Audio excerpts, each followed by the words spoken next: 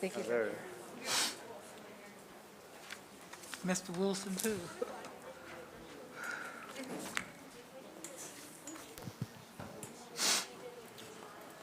He's going the wrong way. He's gonna trick him. He's going the wrong way.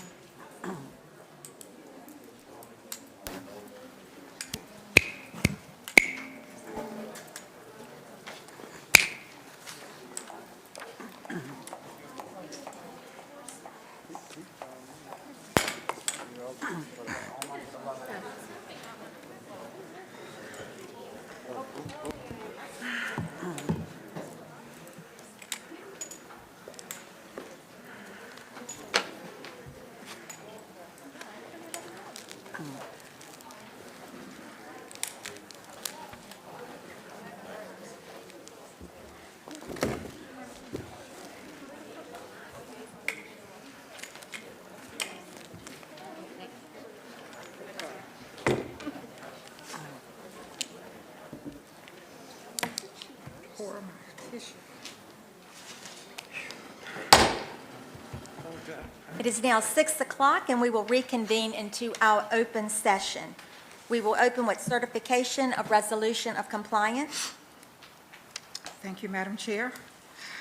I move that the closed meeting was conducted in conformity with the provisions of Virginia Freedom of Information Act as required by Section 2.2-3712D of the Code of Virginia, and certify that only public business matters lawfully exempted from open meeting requirements were discussed, and only such public business matters as were identified in the motion by which the closed meeting was convened were heard, discussed, or considered. Second. Okay, we have a motion. It has been seconded. Vote, please.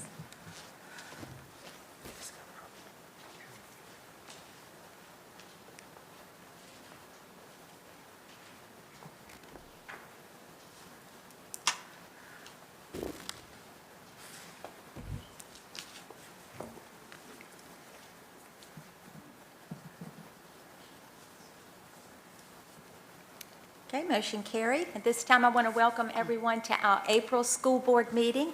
And at this time, I'm going to ask our Vice Chair, Mrs. Tynes, to lead us in the Pledge of Allegiance and the moment of silence. Before you stand and start the Pledge of Allegiance or the moment of silence, I would ask that you keep the families of the two Smithfield High School students who recently passed away unexpectedly in your thoughts and your prayers. At this time, we may stand. Thank you.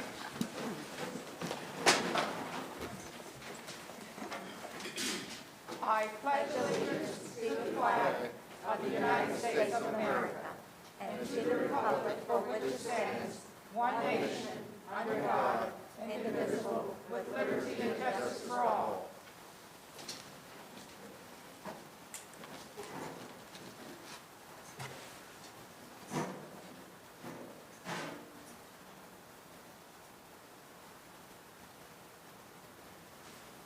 Thank you.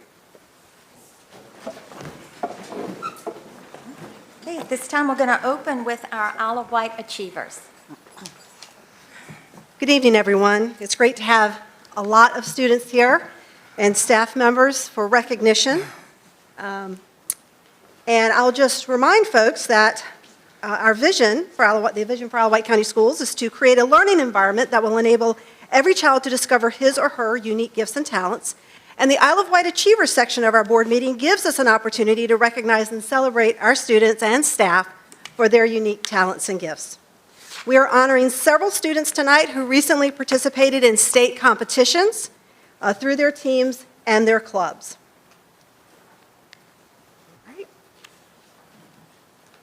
All right. Whoops, hang on, this keeps going. There we go. Okay, our first honorees tonight are from Smithfield High School, and before I have everyone come up, let me go over a few of the little ground rules, because we have an interesting situation with, how we hand things out, and usually we have our board members in front shaking hands, and we haven't done that in over a year. So we're going to ask, when I call your name, you've been given your certificate already, please come up and you can stand in front of the tables spaced apart, and just stay there until we get through all the names with your group. Then you will be facing the board members while I call everyone up, and then after that, we'll have you turn to face the audience so we can all give you a nice round of applause. So I'm sure that was just as clear as mud, as my mom would say. Pictures. And pictures. So when you turn to face the audience, if there are any family members or guests with you tonight that would like to get pictures, that's the perfect time to come up and get a photo. And when we do the pictures, if you're comfortable with it, you are welcome to take your mask off for the photo, if you're comfortable with that. So come up with your certificate, fill in over here facing the board, then we'll have you turn around to the audience and you can take your mask off briefly for a photo. Okay. So having said all that, our first group from Smithville High School is our indoor track team, and several members of the boys and girls track and field teams participated in the state track meet. We are very excited to recognize them tonight and honor their accomplishments. So if you would come up when I call your name. I know a few of them are not with us tonight. Haley Fowler, Kaylin Hill, Leah Moy, Tatiana Langston, there she's with us. Tatiana, yep. Lexi Bondurant, Nick Henshin, Taylor Price, and you guys can just keep going right on over here and stand facing the board if you would. Thank you. Nick Henshin, Taylor Price, Kenneth McCoy. Kenneth placed 6th at the state in the 500-meter race, and Chris Basking placed 6th in the 55-meter and 3rd in the long jump.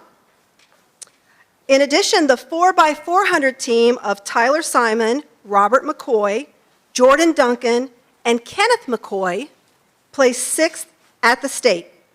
Coaches are Steve Shepard, Robert McCoy, Coach McCoy, if you'd come up, and Eric Berge. I don't know if we have any other coaches with us tonight. Did I miss a name? Oh, got it. So these are your state competitors in Smithville High School's indoor track. We want to congratulate them on making it to the state and further congratulate those that placed at the state competition. So at this time, you guys turn around to the audience.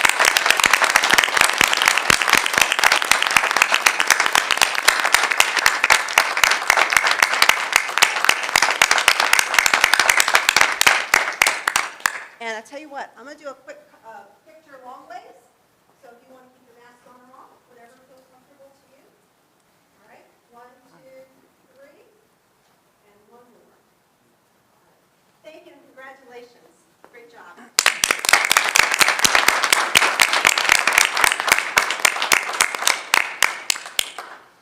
You know, it's great to see that the athletics are still going on in light of everything they've had to go through this year. So we're real excited that not only were they able to compete in athletics this year, but to do so well in these events. Adding to that, we also have from Smithville High School the wrestling team. This year, for the first time in school history, if I'm correct on that, the Smithville High wrestling team captured the regional championship crown. The Packers placed 5th overall in the Class 4 championship meet. And at this time, we'd like to recognize the student athletes and highlight those who competed at state competition. So the wrestlers that are here, we're still going to call their names whether they're here or not, and we're asked that they come up, face the board.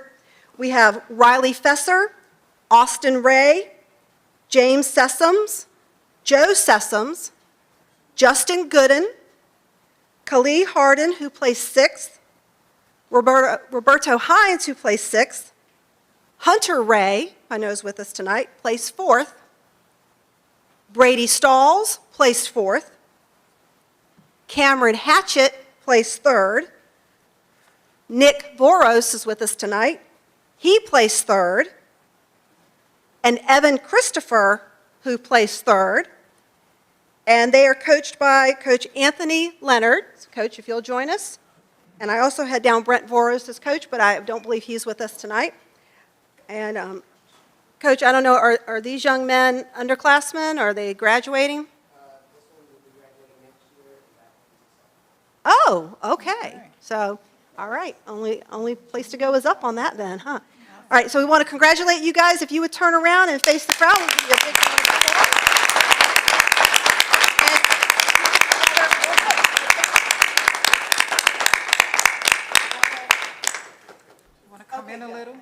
want mask off or on, it's up to you guys. Excuse me, did you want to come in a little to make proportional? Thank you. Do we have, oh, there. I'm good. Thank you guys so much. Congratulations.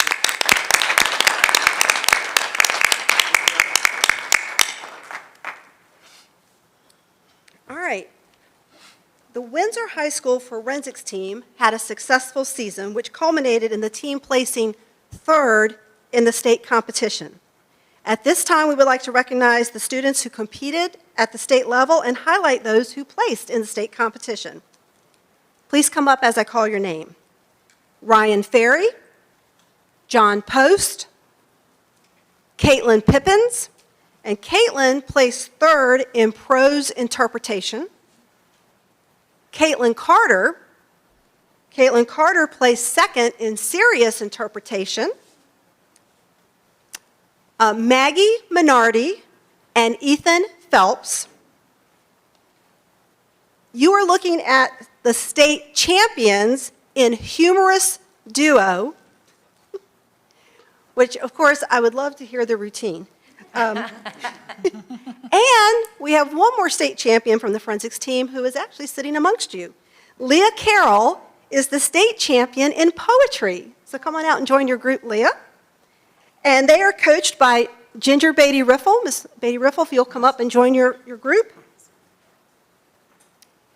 And we have some special news that I'm going to announce.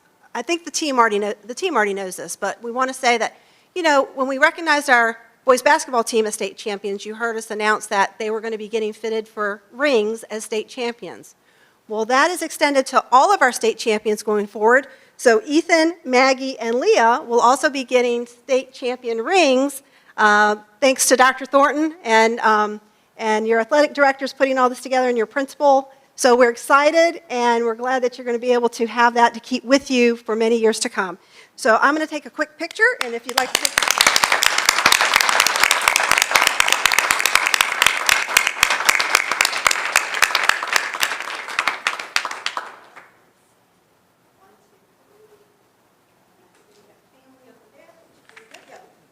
Look at Mom.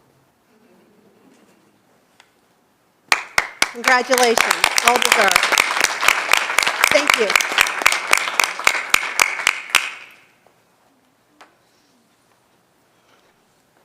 Another honoree from Windsor High School is not able to be with us tonight due to other obligations, but I wanted to recognize at this time Eva Fong. Let me see if I have a picture of Eva. Yeah, there's Eva. Eva is a sophomore at Windsor High School. She won the Smithfield Times Black History Month essay contest. The contest was open to public, private, and homeschooled students in Isle of Wight County and Surrey County. The students were asked to submit essays of up to 350 words on the theme of fulfilling Dr. Martin Luther King Jr.'s dream of equality in 2021. A panel of judges, which included the Smithfield Times publisher emeritus John Edwards and Isle of Wight NAACP President Valerie Butler, selected Fong's essay out of all the eligible entries. At this time, I'd like to share part of Eva's essay with the board. Dr. Martin Luther King Jr. spoke of his dream for racial equality more than 50 years ago. He envisioned a future where one is not judged by their skin, but by their character. Sadly, his dream remains unfulfilled.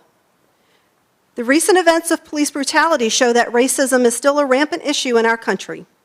Like the coronavirus, racism is an infectious disease that refuses to relinquish its grasp on us, yet we are not actively fighting against it.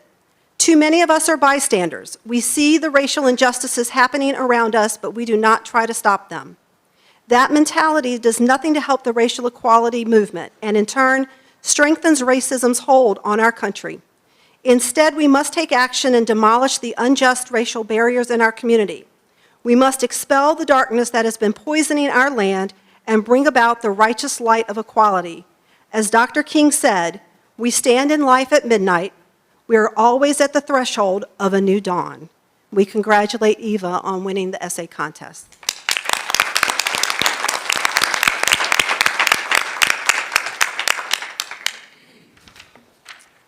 Now we're going to recognize our Seniors of the Month. And for our Seniors of the Month, we do have some special plaques for them. So our seniors, when your name is called, if you will come up to this podium and find your plaque, with your name on it, and then you can come stand in the center facing the board while I continue reading your nomination.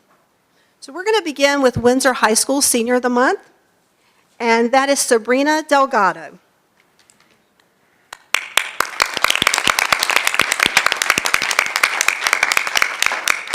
Sabrina is the model of a mature and level-headed high school student. She is highly focused on pursuing her goals, all while serving her school community. Sabrina has been a leader in the classroom during a time of great challenge. Her quiet demeanor and her steadfast pursuit of excellence make her stand out among her peers. Quote, Sabrina is a calm presence. She leads by quiet example and provides a touchstone for all that a mature student should be. Whenever she has a responsibility, she meets it head first and with attention to detail. Her intellectual gifts are complemented by her work ethic and diligence, and that's from Ms. Luann Scott, AP English teacher. Sabrina plans to attend Old Dominion University, where she will major in biochemistry.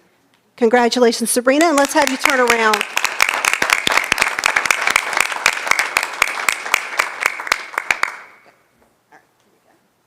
One, two, three. Great. Congratulations, Sabrina.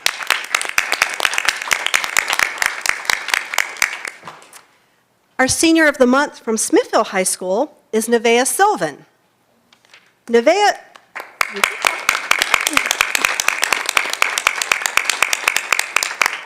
Nevaeh exemplifies every day what it means to be a Packer. With quiet determination, she excels not only at her studies, but consistently contributes to the Smithville High School culture and Smithville community. She represented Smithville High in the Norfolk State University Essay and Speech Contest, participated in the band auxiliary, worked with the librarians to promote and facilitate student events, and served as a volunteer through the Beta Club. Nevaeh has dedicated her time at Smithville High to the tenets of grit and great. Recently, Nevaeh spent the last Saturday of her spring break volunteering at the Smithfield Sprint Triathlon. She helped ensure both athletes and participants made it to the race and helped direct traffic. While many might have found the task daunting, she handled it with the same quiet grace and professionalism she applies to all challenges put before her. Nevaeh is always composed and focused on the task at hand. She is incredibly kind and uses her kindness with purpose. She is a wonderful student and a special member of the Smithville High School community. And that quote's from Library Clerk Paula Moorhead and Instructional Coach Tiffany Truitt. Nevaeh will attend North Carolina Agricultural and Technical State University and major in mechanical engineering and hopes to pursue a graduate degree at the Georgia Institute of Technology. Congratulations.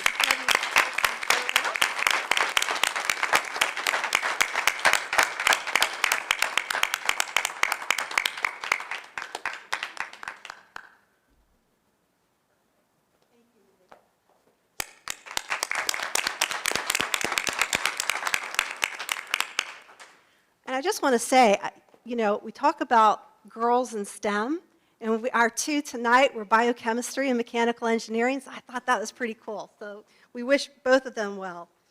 At this time, we are going to hear from SSC. I think we have Mr. Kenny Gray joining us, perhaps. But we are going to have their Employee of the Month award at this time.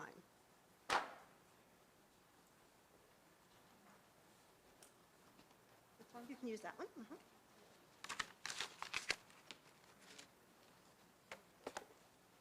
Hello, everyone. I'd like to present the GEM Award to Ms. Oksana Starodebstova. I hired her on February the 1st of this year. I made her the day porter at Smithville Middle School. Her third day here, she received emails from Mr. Johnson on her quality of work. He felt that she was an outstanding person, and he said she was a keeper. Since then, I have received about 27 emails from the the teachers and administrative staff who are raving on her performance. I have a few emails I'd like to read. One of them is from Marcia Palmer. Good afternoon. I arrived back at Smithville Middle in late February, and I immediately noticed how well the bathroom halls and other areas of the schools were clean. This young lady does not stand around talking. She's all about her job and making sure the school is clean, bathrooms are mopped in between classes. Trash is always dumped. You never have to go look for someone to dump the trash after lunch because she's on it. Oksana is very quiet and well-mannered. She should be recognized for her hard work. We salute you here at Smithville Middle for all your hard work day in and day out. I have another one. I would like to nominate Oksana for Employee of the Month. She is the hardest worker that I have seen. She is constantly on the move, dumping trash, cleaning floors and windows, wiping down surfaces. She can never be found idle. She does an excellent job every day. I'll read one more.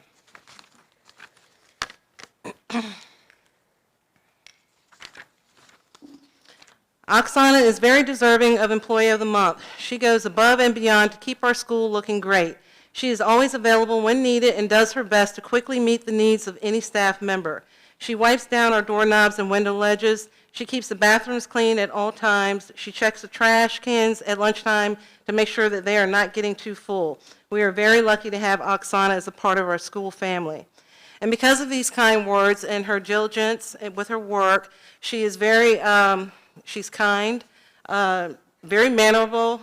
I don't have anything bad to say about her. I think she's a stellar employee, and I wish that we had more of Oksana's. And I'd like to go ahead and present to her the Gem of the Award for the month of April. Spasiba. Say it again. Spasiba. She says thank you.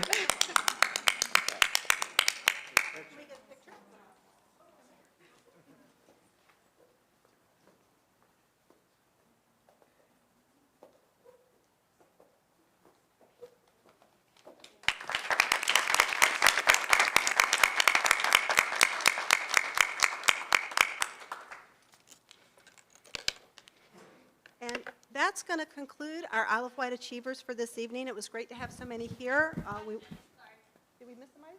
Oh, she's special presentation. So she's I would not dare forget Maggie.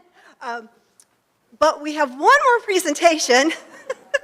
So can I just go ahead right into that? Is that okay? Yep, next on the agenda is special presentation. All right, so here we go. That's okay. That's okay. So the Virginia School Boards Association is holding a student essay/speaking contest where the winner will have an opportunity to present at the 2021 VSBA Conference on Education. And Maggie, if you want to go ahead and stand over there, let me just give you a quick introduction. This is the first year for the contest. Students have to create a 600 to 750 word personal essay and provide a video of the essay presented as a speech. The topic is, can and should freedom of expression and civility coexist? In the name of the First Amendment and the freedom of expression it guarantees, rancorous rhetoric is fast becoming more commonplace across our country, causing many to wonder if it's any longer safe or beneficial to engage in democratic discourse. Is there a way to participate in conversations where various opinions and options for solving problems of common concern, weighing alternatives, resolving differences, and coexisting without acrimony and hostility are possible? Is practicing civility, reasoned public discourse where respect, restraint, responsibility, and empathy coexist with free expression, still as important as self-governance, freedom of expression, and individual dignity, or does civility hamper free expression? Well, the student representing Isle of Wight County Schools in the competition is Maggie Mandera. Maggie is going to share her speech tonight, and we welcome her up here, and I'm going to step back so y'all can pay attention and listen to Maggie's words. Thank you. Okay, hi, I'm Maggie Mandera. I'm a sophomore, as you just heard, and this is the speech. So, Democrat, Republican, conservative, liberal, Christian, atheist. What is the first thing you think of when you hear these pairings in the same space? What often comes to mind are two things: violence or resentment. In all honesty, who is to blame for this being the first thing we think of when we hear opposing beliefs? It's not as though history has ever proved these thoughts wrong, or for present-day political environment has done so either.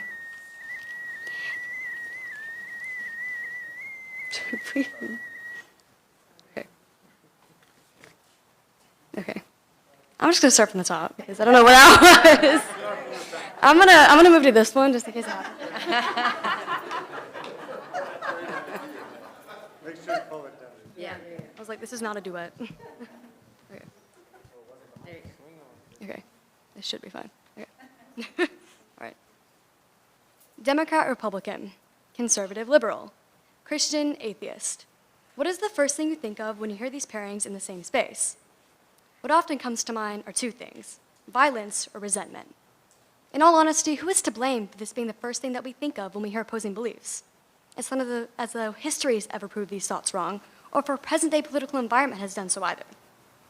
Freedom of expression and civility should coexist, though it isn't likely they ever will. Allow me to explain why. To start this much-needed conversation, we must begin with the most prevalent part, the two-party system. Why is it that a country that was founded to evade a place with one prominent belief has ended up a place with but two? Though many beg to differ, nobody can deny the stakes of an election, how vicious our country becomes when it comes time every 4 years.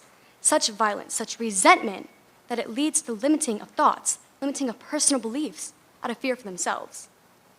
This system of having only two prominent parties is flawed in countless ways, the largest flaw being the limiting of opinion. Limiting of opinion, one might ask in an hysterical tone, showing the lack of belief because this country is a democracy. How could you ever believe that people are limited here? There, right there. That's one of the main reasons this country has been stumbling to find ground beneath its feet and a constant struggle to reach stability. When people think of our country, they think it's the land of the free, right? Wrong. In that same light, nobody can deny the fact that this is a democratic nation, one built off the opinion of its people. That in other places in the world, it's a much worse struggle for people's opinions to be heard. So one might think, why aren't we grateful for what we're given? Isn't it enough? It's that exact train of thought, the one implying that once you've been given something good, you stop pushing for more, that makes people fearful to do just that, to push for a change. Why must someone be the jester in a king's court to try and point these things out? Why are some given the option to oblivion? A line that exists faintly in some people's lives, where it's prominently displayed, enough to trip over in others, is absurd. Diversity is a prominent thing in this country, many like to say. And while they're saying it, they don't seem to realize the weight of their words. That weight being something you may consider a political opinion is a personal right to someone else. The lack of awareness and the ignorance regarding that very statement in this country is one of the founding principles as to why this country always seems to be in a state of discourse. Separation of church and state, along with religion, causes a large uprising in this country, one that can and will not be ignored. Freedom of expression suddenly becomes conditional to those under the scrutiny of a religious person, even if they don't share the same beliefs. Marriage and adoption equality is also something that causes an uprising in this country. The debate over whether two men or two women can raise a child is entirely foolish, as in reality, a child does not need a mother, a child does not need a father, a child needs a parent. So how long? How long is America going to falter, always pressing against itself in an effort to gain an ounce of stability? How far? How far is America going to allow people to spew hatred towards others and disguise it under a veil of personal beliefs before a line is drawn? How much longer? How much longer is our youth going to be scrutinized before those in charge take the time to take a step back and try and think as to why it is our youth must be so outspoken? Too far and too long are the answers to these questions. This conversation could last for ages, but if nobody chooses to listen, if nobody chooses to feel empathy for anyone outside of themselves, freedom of expression and civility will never coexist in this country. Thank you.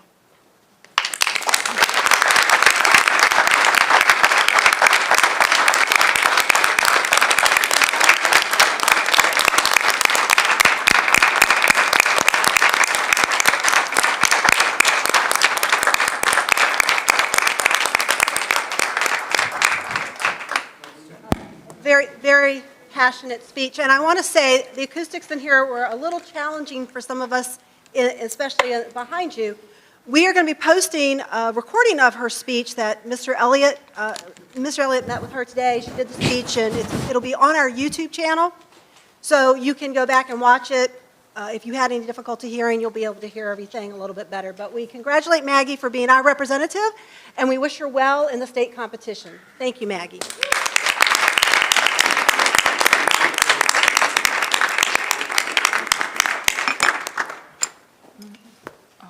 Okay, next on the agenda is request to speak. In accordance to policy BDDEH-E, Citizens scheduled on the agenda to speak will be permitted 5 minutes maximum time for their presentation. Delegations will be requested to limit their speakers to 2. Persons speaking are asked to be specific, state the issues for the board's consideration, and attach a copy of your prepared remarks. If you have prepared remarks, they should be given to the board clerk. Please do not approach the board members. The school board requests that speakers refrain from making references to specific individuals and that any matter related to specific students or individuals be discussed in a closed meeting. The first one is Mr. Albert Burkhart.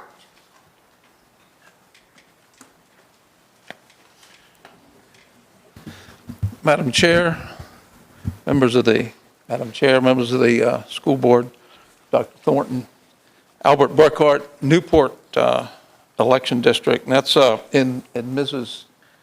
Hulick's district, so in case you might want to blame somebody for anything I might say tonight, I might turn to her.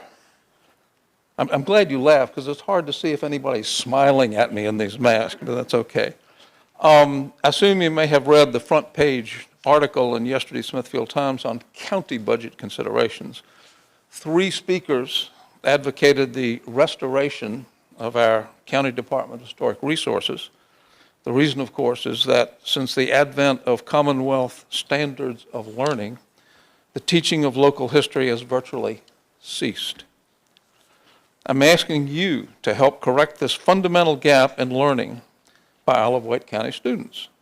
Some of you may recall several years ago, I responded to a request by you to teach an in-service class on the subject.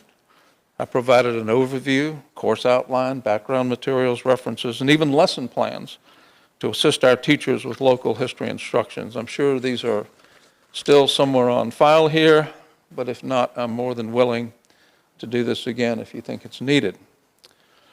I wish to remind you that I have a Master's in Education degree from Old Dominion University, and I even took my practicums under the legendary Jerry Tenney at Smithfield High School. I'm not bragging. I only want to establish my credibility with you.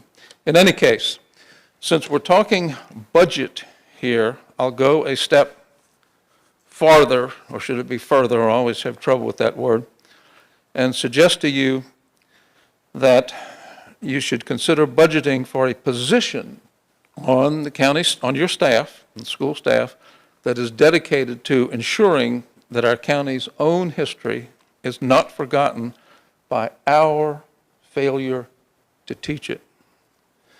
There are many resources available in the county. Of course, the county museum staff is one. The Schoolhouse Museum on Main Street comes immediately to mind.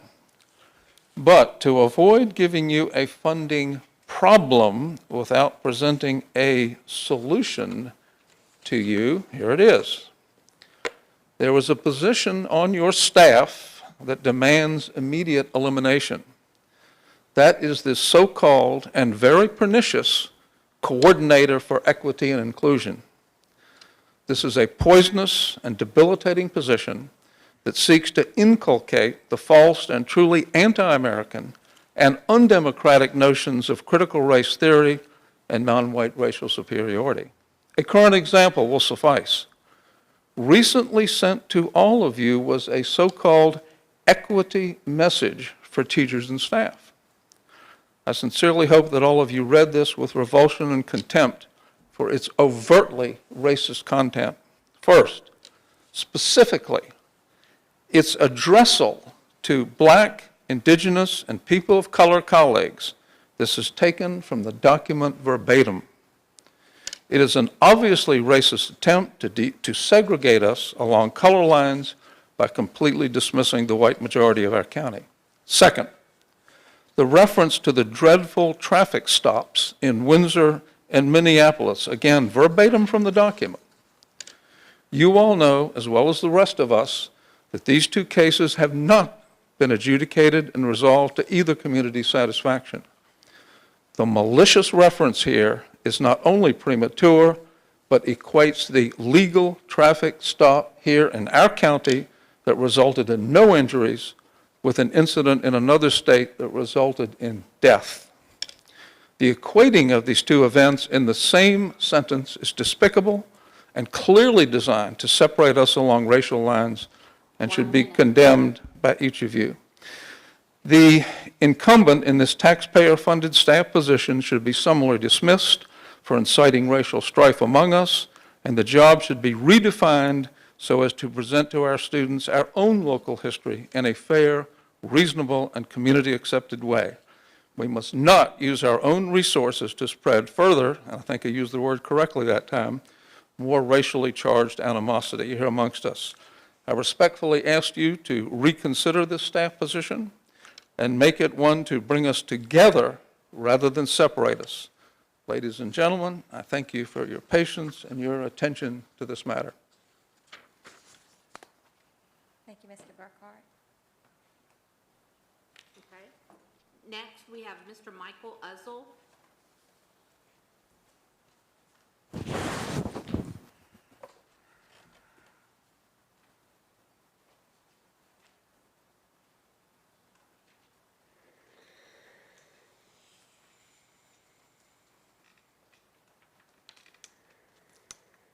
Good evening, board members. Michael Uzzle, District, Mr. Wilson District. I know y'all heard the slogan say, see something, say something. It should be familiar, and I'm going to pass you another one. Some good trouble that I'm about to give you. Now, I have spoken to some of you earlier about a meeting we're about to have. I'm not going to get into that because I already said to you about that already. The concern we have is in transportation.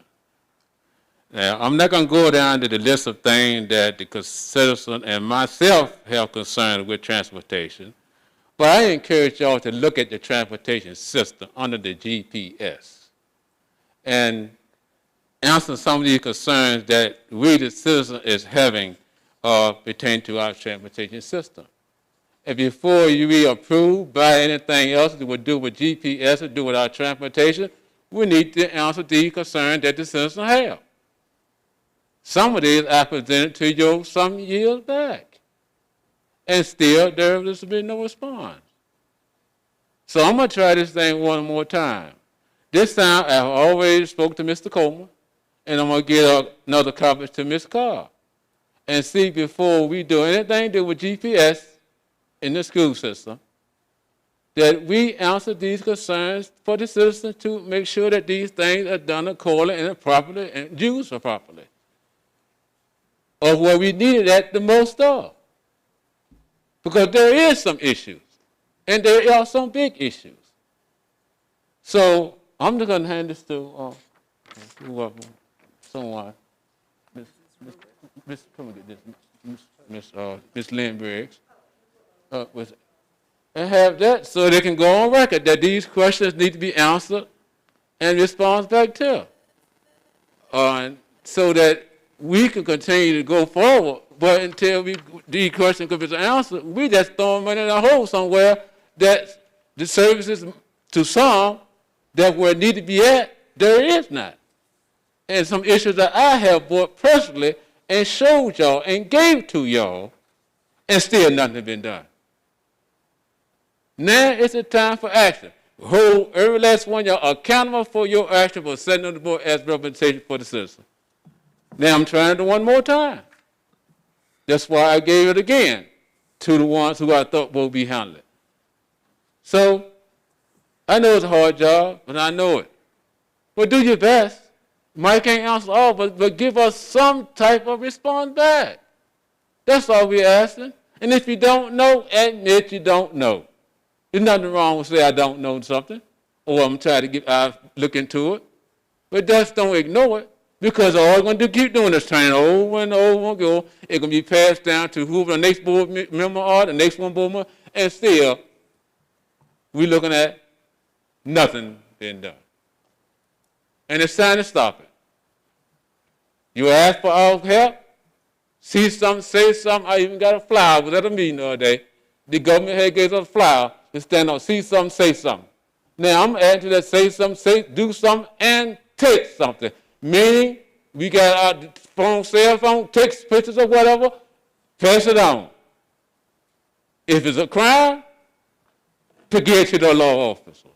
If it's something we need to take up, bring it to our board members. Give us some consideration that you are willing to look into it. Well, just because of me? No. It's more out there, but I'm just the only one standing up here right now. But there are some more out there that are looking at the same thing and seeing just as well as I see it.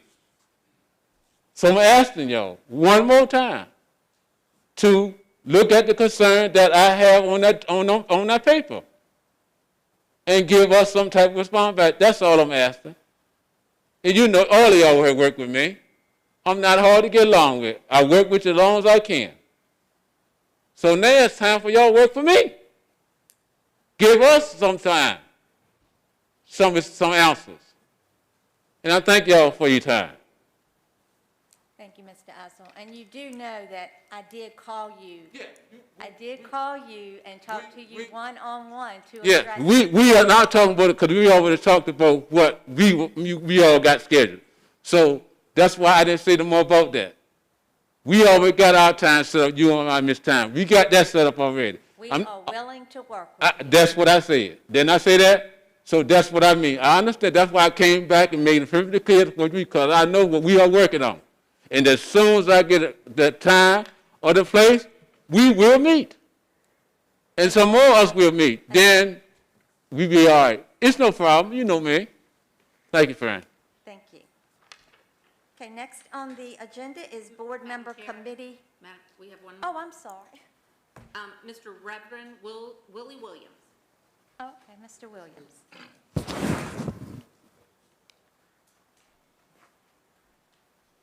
I think everyone should take a deep breath. I know I am. Madam Chair, board members, Dr. Thornton, and my dear friend, Ms. Tracy, please use my stopwatch tonight. I plead with you, let me preach a sermon, because that's what I need to do. But rather than preaching a sermon, I have much need to call for you to continue your promised support of our equity, inclusion, and implicit bias training program. I have received recently many complaints about the equity program is not necessary. It's not cost effective. I'm not a racist. We don't have a problem with racism, nor do I have any hidden biases. The equity program is not designed to show one whether they are good or bad. It is designed to enhance your current talents, that you may be a more effective educator.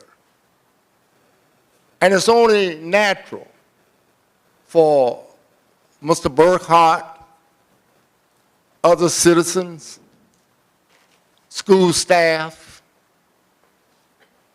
to register complaints with me. And I'm sure if I'm getting complaints, I know that you're getting complaints. But I want to borrow a word from my faith that comes from Luke, the 24th chapter, in the 8th verse.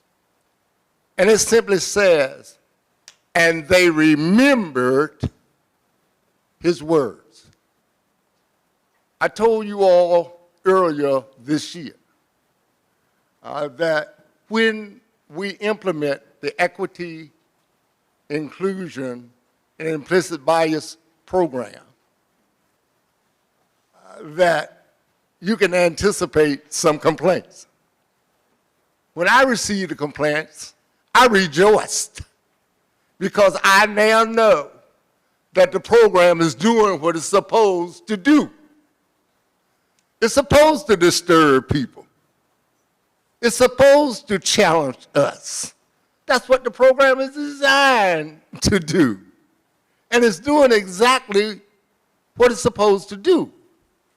I've never seen a gardener or a farmer grow a plant without disturbing the soil. When my daddy did gardening, I would notice that he would always till the soil first, that he might plant some seeds or perhaps grow plants from planting plants. And I say to you tonight that unless people are disturbed, they're not going to change. And people don't naturally enjoy making change. Because when you change, that means you've got to give up something and take on something else. Well, the body likes to remain at a state, status quo, a state of balance. And when people are faced with a change, that means that old habits are disturbed.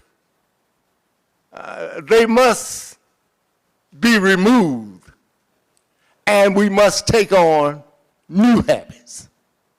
So when people come to you, do like those women did when they went to the tomb, and they remembered his words.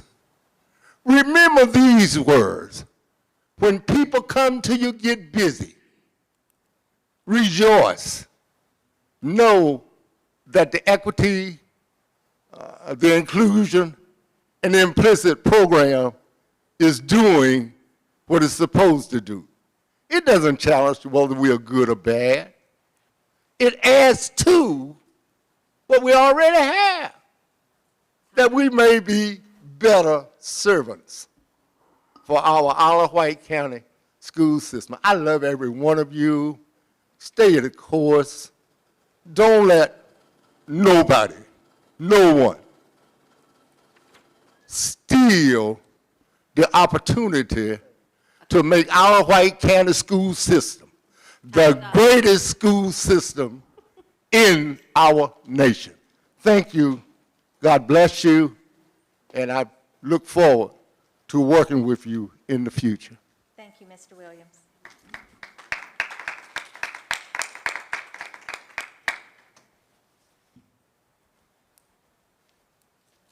Okay, now, the next item on the agenda is board member committee reports and information. Does anyone have anything? Okay, so we'll move on to the next one, which is our financial presentation.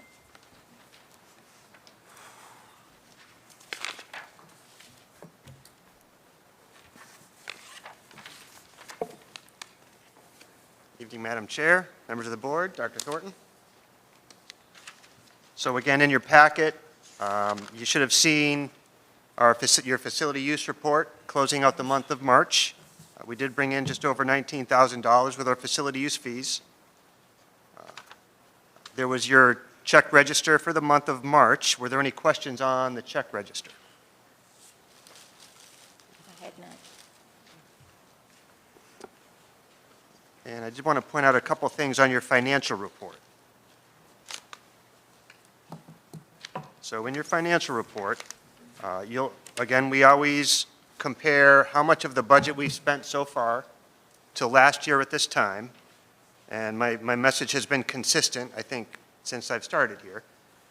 We've spent less of a percent of the budget compared to last year because of the pandemic.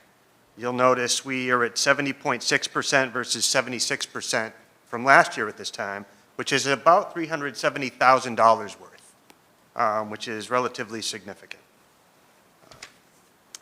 In your health fund, from your financial summary, you'll notice, and this is important because tonight, following the financial presentation, we're recommending that the board vote on a health carrier, but you'll notice about 1.3 million in your health fund, which is a very healthy balance.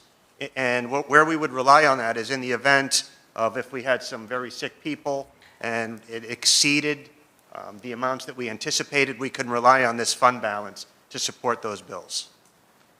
1.3 million.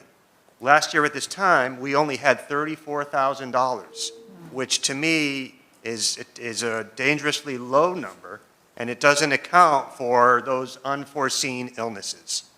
So we're in a much better position. And lastly, this might be a pattern, but you'll notice the food service had a negative balance, and that's because we closed out the month of February. However, we still haven't received for that month.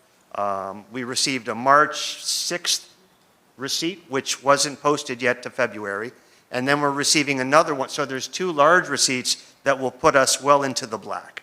So I know last month there was a question about that being in the red. It looks in the red, however, that's because as of the closing date of this report, we hadn't received those funds, but they're coming. They just come about 6 weeks later. So any questions on the financial summary?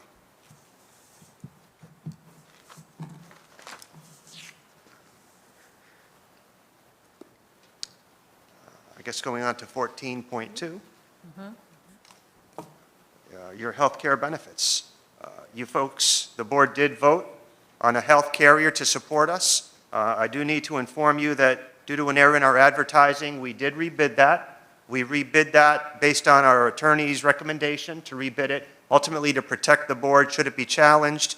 We think by rebidding it puts you in a much better position to be within compliance. The result is the same. So we're recommending, you can read this, that Anthem Blue Cross Blue Shield ultimately be the new health carrier beginning July 1st. So there's a recommendation. Okay. We ready? You ready for us to vote on Yes, that? unless there are any questions, absolutely. Okay, we need a motion. Madam Chair, I make a motion to approve Anthem Blue Cross Blue Shield as Wight County Public Schools healthcare provider for the 2021-2022 school year and to enter into a contract. Second. We have a motion, and it has been seconded.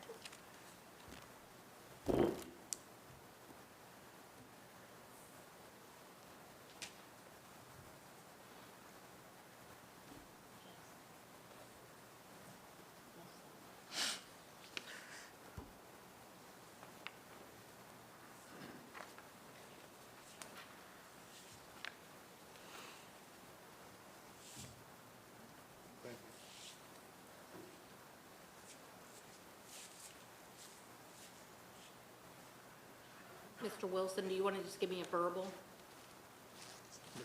Yes, I'm sorry, could you repeat it? I got it. Oh, got it, okay. Thanks. Yes.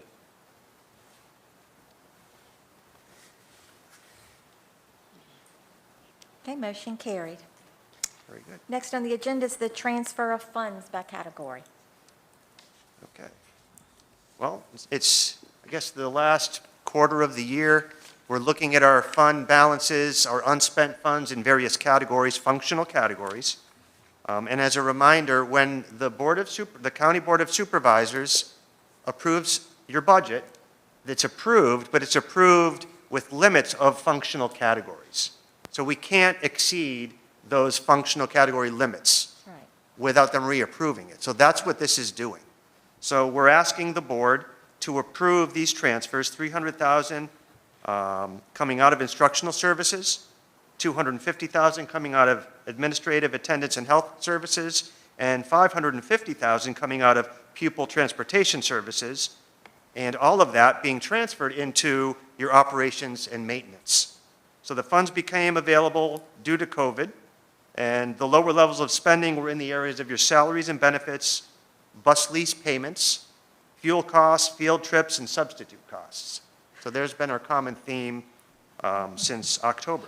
And the funds would be utilized on a one-time facility repair and upgrades to your buildings.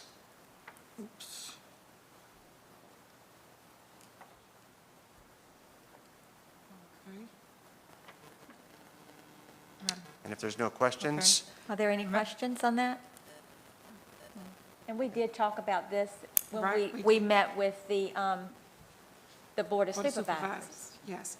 Yes, so each year we meet with the chair and vice chair of each board and the county administrator and myself to talk about the budget, and we had this discussion as well. And we had a very happy meeting this year, as usual. That's right, it was a good Yes. meeting. And Madam Chair, Okay, I would like to make a motion to approve the transfer to the operation maintenance category for the instructional, sorry about that. I want to read it. Amount of $300,000 from admin, attendance, and health in the amount of $250,000, and from pupil transportation in the amount of $550,000. Give the superintendent the authority to request the transfer from the county. Second. okay, we have a motion and it has been seconded. Vote, please.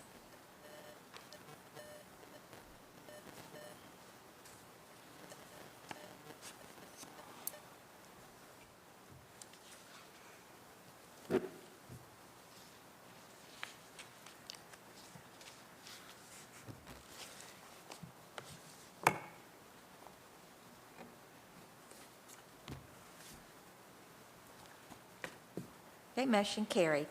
Next is the CRRSA grant funds appropriation.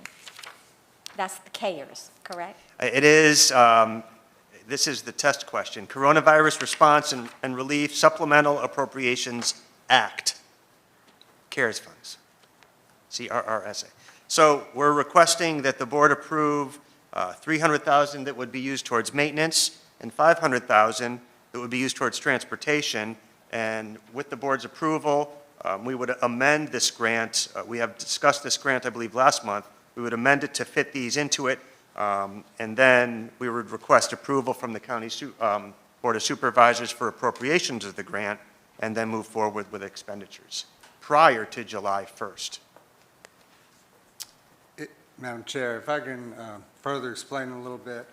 So this 2.1 million was in your approved budget to the county, but they would not approve that, and we would not be able to use these funds until July 1. And with everything that we're trying to get done and the delay, we need these funds available now so we can make orders. So we are looking at purchasing some buses. We will be putting more runs on the line next year. We'll have to hire more drivers. And still finishing the furniture at the high schools. We have to be prepared that if we're still 3 feet apart, then we have a lot of tables at the high school as well. And we've done an inventory. So that's why we want to look at those two categories to make sure they come in on time for next year. So I've talked to Mr. Keaton, and we're looking at those two items would be sent into this year's budget, and if we don't spend them all, they would just roll over as federal funds. Okay. Any questions with that? Now, I was looking at the positions that are listed on here, and it will be, when we hire these positions, they will be told that it is for the 1 year or for the 2 years, that is, their salaries are being paid with the CARES funds. Yes, ma'am. And I know some other board members had asked some questions, and this has already changed from the first time we put the plan together, and in talking to staff, if you see on there now, you see 19 first and second grade aides. We do a lot of our remediation in small group within the classroom, and we only have half-day aides at kindergarten in the system. So for teachers to be doing remediation, we need aides during the reading and math time in first and second grade, and this would give us give those teachers that extra support and help in first and second grade across the school division. And as far as year 2, if we still need that level of support, and we'll be tracking the data throughout the year, then that money would come from the next round of CARES funding, and which we have not appropriated yet. We haven't received the final number, but we will have those monies. So the speech pathologist, we left in the application as 2 years, Okay. and the other positions are 1 year. But again, we have a new round of funding coming that if those positions are still needed, we will have the funds to continue those positions. Okay, and that was my question, the speech pathologist, that amount of money, that's the 2 That's years. 2 years. But everybody, all the others are the 1 year with this particular Yes, ma'am. funding. Okay. Any questions? Okay, this is an action item. Madam Chair, I make a motion to request the appropriation from the CRRSA fund in the following categories from the county: maintenance, $300,000, and transportation, $500,000. Second. Okay, we have a motion, and it has been second. Vote, please.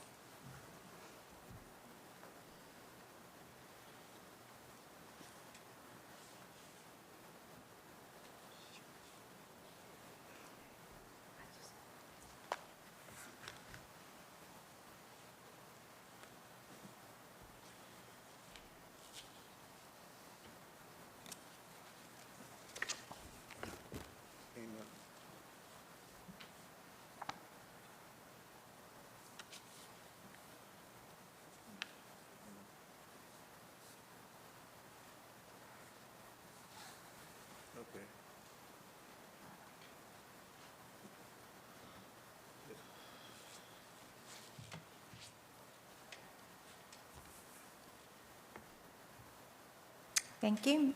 Motion carried. Thank you. Thank you so much. Next is support services. Transportation.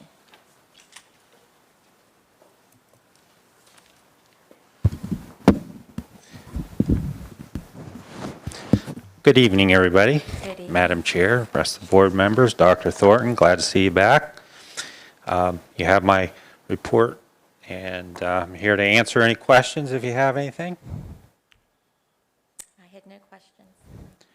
I think I got a little ahead of myself and did the summer haircut this week, and I'm having second thoughts on that today, so hopefully we don't get too cold tonight going home. So, all right, thank you. Let me ask you this, though. Go Now ahead. that the middle school students are 5 days a week, did that impact cause any problems with the transportation? I'm sure you had to adjust. Other than rerouting for secondary, no, it really didn't. And surprisingly, it kept the times pretty close to the same. I was a little concerned that some of the buses may not get back to elementary in the afternoon because of the extra time we're out there, but it's actually worked out fairly well. Maybe one or two it affected, but for the most part, it all fell together real nice. Great. Thank you so much. Thank you. Madam Chair, if you don't mind, I would like to say Lee and his staff have done an amazing job, because I know as things come up and families have made choices to go back and forth, we have asked them to be very flexible, please figure this out, and they have always found a way. So that it's been a tough year for all of us, but transportation has done a really good job with that. Thank you.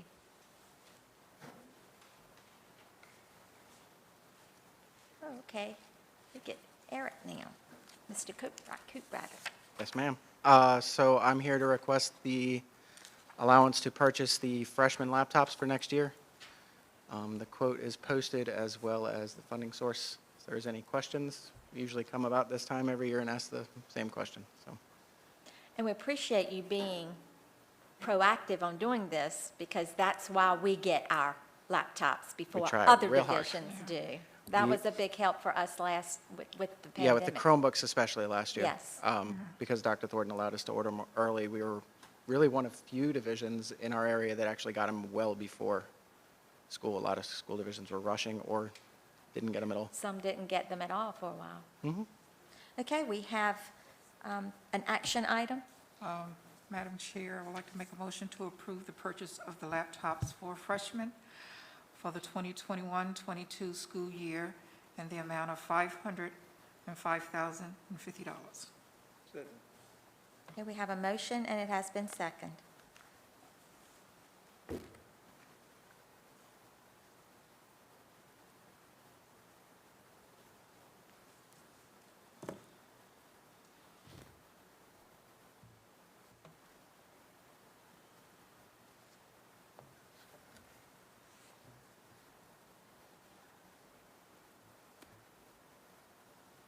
Okay, motion carried. Thank you very much. Thank you. Support Services and Operations Update. Madam Chair, school board members, this is Support Services and Operations Update for April. Oh, I left it.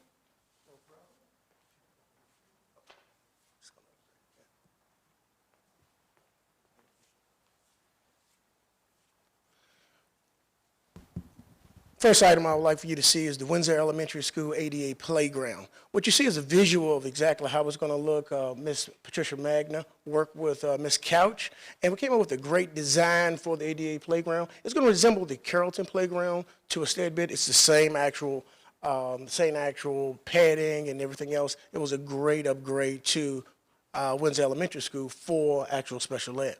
So as you can see right now, there is the slide for actual individuals, and it's also it's a car wash type of item. That's what they call it. It's a sensory car wash. That's outstanding. So I just wanted you to make sure you took a look at that. That's the Windsor Elementary School ADA Playground. All right. If there's no questions.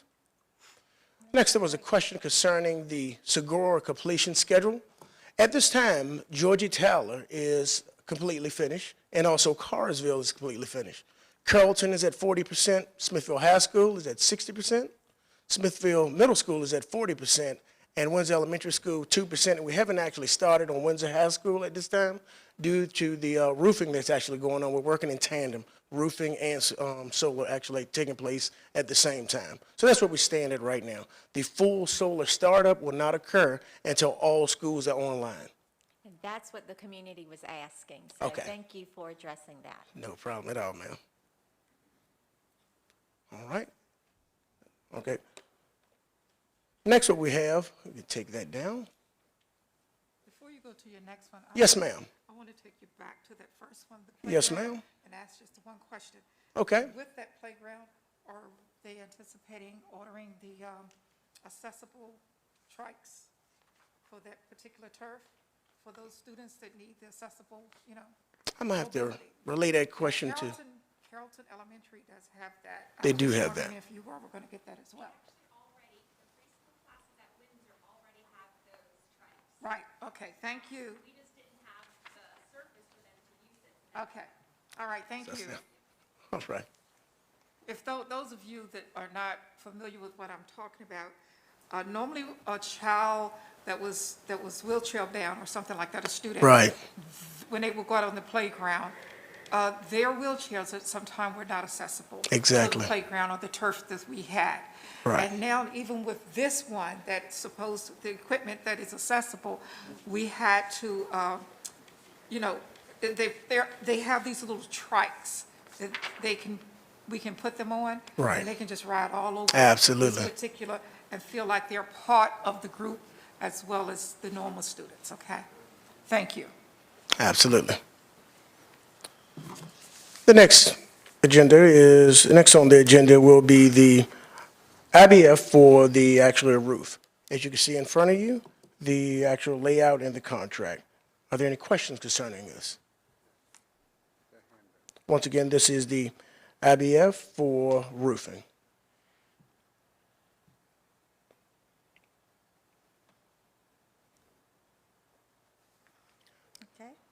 Any questions? Any questions? This is an action item. Madam Chair, I'd like to make the motion to award the roof repairs to Roof System of Virginia in the amount of $370,400 for the school transportation annex and roof area 1 at Westside Elementary School. Second. Okay, we have a motion and it has been seconded.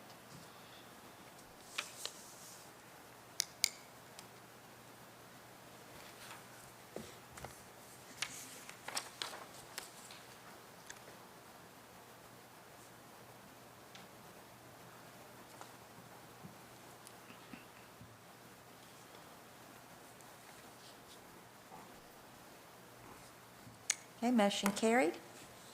Next is the demolition and new construction at the Wight County Schools Annex. Yes, ma'am. This brings up the actual annex. What we have here, we're finally replacing the 30 by 60 trailer that we had there, one for actual maintenance and one for transportation. We're combining those buildings with a far upseated upgrade, and this is going to be with a new 40 by 66 trailer that can house everyone in the same trailer. And of course, everything is brand new. Finally, another nice upgrade for the annex, which you already know was very needed. So this is going to be an action item Does anyone have any questions on that? on the annex. Any questions? We discussed it last month. And these are the mobile units that are going to be torn down, or Thank you. those? Yes, ma'am. Is that right? Yes, ma'am. Yes, let me expand on that, because the board has to vote on replacing the trailer because it's over 200,000. But Mr. Croman has actually looked at that entire area down there. There'll be fencing replaced. If you've driven by there, there's some rough areas there. Paving has been a constant Right. problem around where the buses pull in and get gas. We've had to add gravel, $30,000 a couple times a year. Absolutely. Absolutely. So he's got a paving quote, we'll be paving around that area. And yes, the old buildings that you had already went through your approval to go to auction will now be demoed as well. So that I'm area really- is going to be cleaned up. Right. And the roof that you just bid on, one of the roof projects is the. Bus where shop, They do the absolutely. repairs and the shop. So that whole facility down there is really being upgraded. Absolutely. And again, this is with funds that were in the budget, and we weren't able to run as many buses and have as many drivers and spend as much fuel. Right. So we're spending it wisely on upgrades that we wouldn't be able to do otherwise. Exactly. Right. I have a question, Mr. Yes, Cole. ma'am. How often would we have to repave the surface? Repave the surface? That you're planning to put in? Yes, ma'am. I was just listening to Dr. Thornton, and he said we spent about $30,000 a year doing an Yes, upgrade ma'am. for the gravel. But as we all know, we have to, every so often, go back, and especially when you're going to be having the buses coming in. Yes, ma'am. How often do you think we would have to upgrade that surface? Right. After talking with the actual contractors, once it's actually paved out, we'll just have to go back and resurface every 5 years. Okay. That's what the contractors that we've been working with, that's the proposal. Every 5 years, we'll go back and resurface. Not actually grind know, everything up just and the lay it down, resurface. just the resurfacing of the actual pavement. Okay. Yes, ma'am. All right, thank you. Okay. I am really surprised the wind hadn't torn some of those buildings down. I mean, that's how bad they are. I worked in one of them, so I know. Okay, this is an action item. Madam Chair, it's a motion to approve the annex renovations to include demolition and new construction perform modular building systems in the amount of $289,688. Second. Okay, we have a motion and it has been seconded. Vote, please.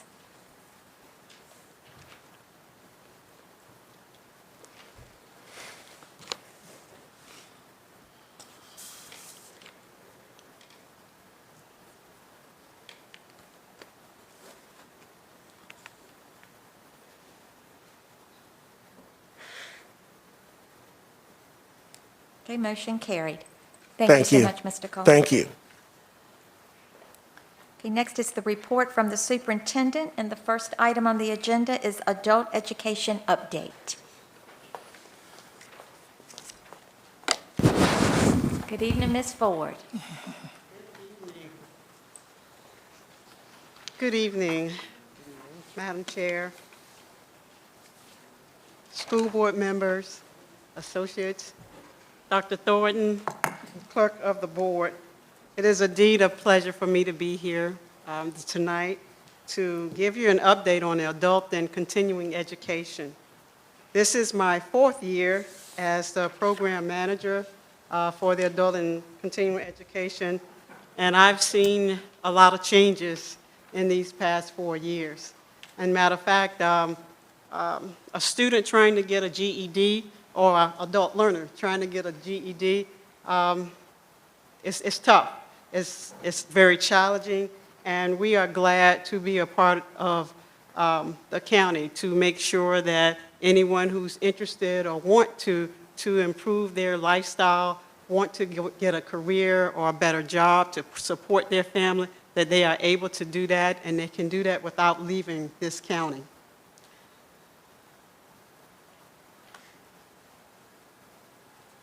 We partner with local community colleges because they, in their facilities, they have the means for our students to earn an associate degree or get a training. And when they are there, they can be able to take advantages of their programs that they offer. So what we do in adult education, we help them get their GED. Now, it used to be where it was rote memory, but now our students have to problem solve. They have to do critical thinking in order to get their GED. This provides a door to open to get to our partners and get those other trainings and get an associate degree and what have you. And we also work with them to get a job, work with them working with resumes and looking at careers for them and what suits them and what they would like to do. We are a part of Region 20. We are one of 8 schools, and we are the 3rd largest region in the state of Virginia. Fort Smith Public School is our fiscal agent, where Alice Graham is our regional program manager. And if one school doesn't have something, then we can get it from the other school. So it doesn't matter if we provide something or if Chesapeake or Virginia Beach has a program that our students want, then they are willing to drive that far, they can do it. This is a great team. These are our teachers that we have, Mr. and Mrs. Robertson. Because of COVID, they are teaching virtually. It has been, yes, a challenge like everything else, but willing and flexible to work with our students to make sure that they get what they need. They first take a test with me for assessment. It's called TABE test. And after we get the analysis from the test, then I send it over to the Robertsons, and then they work with the student. And they work out their schedule and whatever they need. Our IET welding teachers with Mr. Pike, James Pike, and Ms. Barbara Elsie. So we have to have a GED teacher in that classroom whenever they meet. So Ms. Elsie works with them, and she also works with them getting their resumes. And our new class, ELL, for English language learners, so that we can help the Spanish-speaking community understand English better for their students and as a citizen. In the adult and continuing education, we have 3 programs here, the GED and the ABE, and the last one, the IET. Now, in adult ed, there are so many acronyms. I actually got intimidated when I first came on because everything is about an acronym. So we offer, if a student is at a particular level, they can get a GED. If they're not, they can get an ABE. And the IET program is for welding, which we have where it integrates training for getting a certification and getting a GED at the same time. And a new program that is in Portsmouth, actually, the National External Diploma Program. Again, if a student wants to do that, they can go to Portsmouth. All of our students are on an approved software program. Burlington English is more for our struggling students. Aztec and Accentuate are for more of a practice program, so they can practice before they have to take their final test in the English, Math, Science, and Social Studies. We use Zoom right now. However, next month we will begin training on Canvas, which is a plus. Professional development, all the time we are getting emails from Valerie, the Virginia Adult Learning Resource Center. And everywhere you turn, our teachers have the opportunity to learn, to get trained. It is awesome. They also have had the opportunity to go to a local conference. We have regional conference, state conference, and national conference. And right now, of course, they are all virtual. This is a copy of the flyer that we had for our IET industrial welding class. And each class, we have 10 students, and we call them a cohort. So we are in our third cohort right now. Our last cohort that ended in December, all 10 students earned their certification. And it was awesome. Were all of them from Isle of Wight, or were they're from other? All of them were from Isle of Wight, all 10 students. And a question, once they get their certifications, this was in welding, correct? Are they placed in a job, or do they?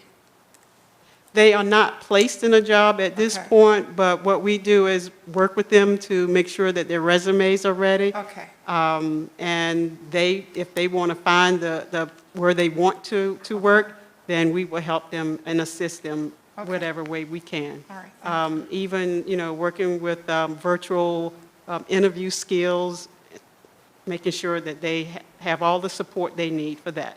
And so that's why Miss Elsie is in the classroom with them, so she gets to learn who they are and make sure that they have their resumes ready by the time they are finished. All right, thank you. This is Mr. Pike. He's doing what he does best in his lab, and he enjoys working with the students. And I can say that all students are not finished on our last day, but he will work with them, and they will come in and work the schedule out so that they will get what they need. And a part of the program is in the lab, and the other part of the program is an online curriculum. And so we have 2 online curriculums that they have to work in order to finish the certification. And these are just pictures of some of our students. They enjoy being in that lab in all that heat with their protective gear. They really enjoy it.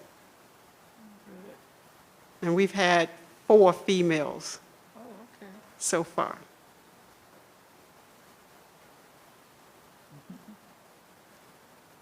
He looks proud. Yes. And that's it. That's it. In fact, I know Nigel. That's right. Yep. And that's it. Thank you so much. And any Thank you, Ms. questions? Ford. Madam Chair, if I could, I want to thank Ms. Ford. These programs, a lot of public does not understand that the K-12 public school receives funds and has these programs. They fly under the radar. But I think Ms. Ford has done a very good job promoting these programs to let our adult community know that they're out there and expanding on them. So I look forward to hearing more. Absolutely. How do we advertise that? We advertise by the schools and our website. I get, on the school website, we do that, and just by word of mouth. How about the newspaper? Do we put it in the newspaper? And the newspaper. Okay. Yes, yes. And actually, this past month, I've had 7 calls from people, from adults, just wanting to be a part of the program.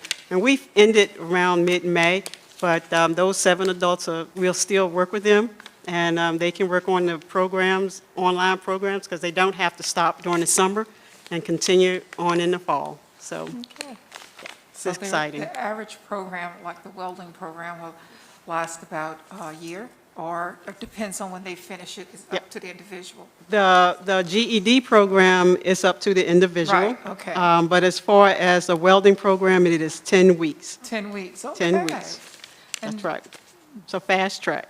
It's very much so, and just thinking, you know, that we can offer the adults in the community something like that, and at the end of 10 weeks, you can go out and get a this job. job that can, you know, sustain you and your family. That's And absolutely, it's a big difference, and that's what we need in this area. yes. It is awesome. Do they apply? How do they get in? Yes, They so- apply and they have to be accepted into the program? That is correct, because we've had, like, for the 10 seats, we'll get like 20 applicants. And Mr. Pike and I will interview each applicant. And if we can't get them in that, because we try to tell no one no, so we'll put them in the The next next class. class. Okay. Oh, that's nice. Yep. Okay, Give thank them you. something to look Thank you forward so to. much. Thank you. Okay, next is the summer school update. Ms. Getz. Yes, ma'am. All right, good evening, Madam Chair, members of the board, Dr. Thornton. I'm going to provide you with a brief overview of what our plans are for summer school at this point. We are planning to have K-8 summer school. It will be here at Windsor Elementary because Ms. Couch loves summer school. She is gracious enough every year with a wonderful attitude, because it is it is in your building and your resources, and so we do appreciate that. We're looking at July 6th through the 29th, so 4 weeks.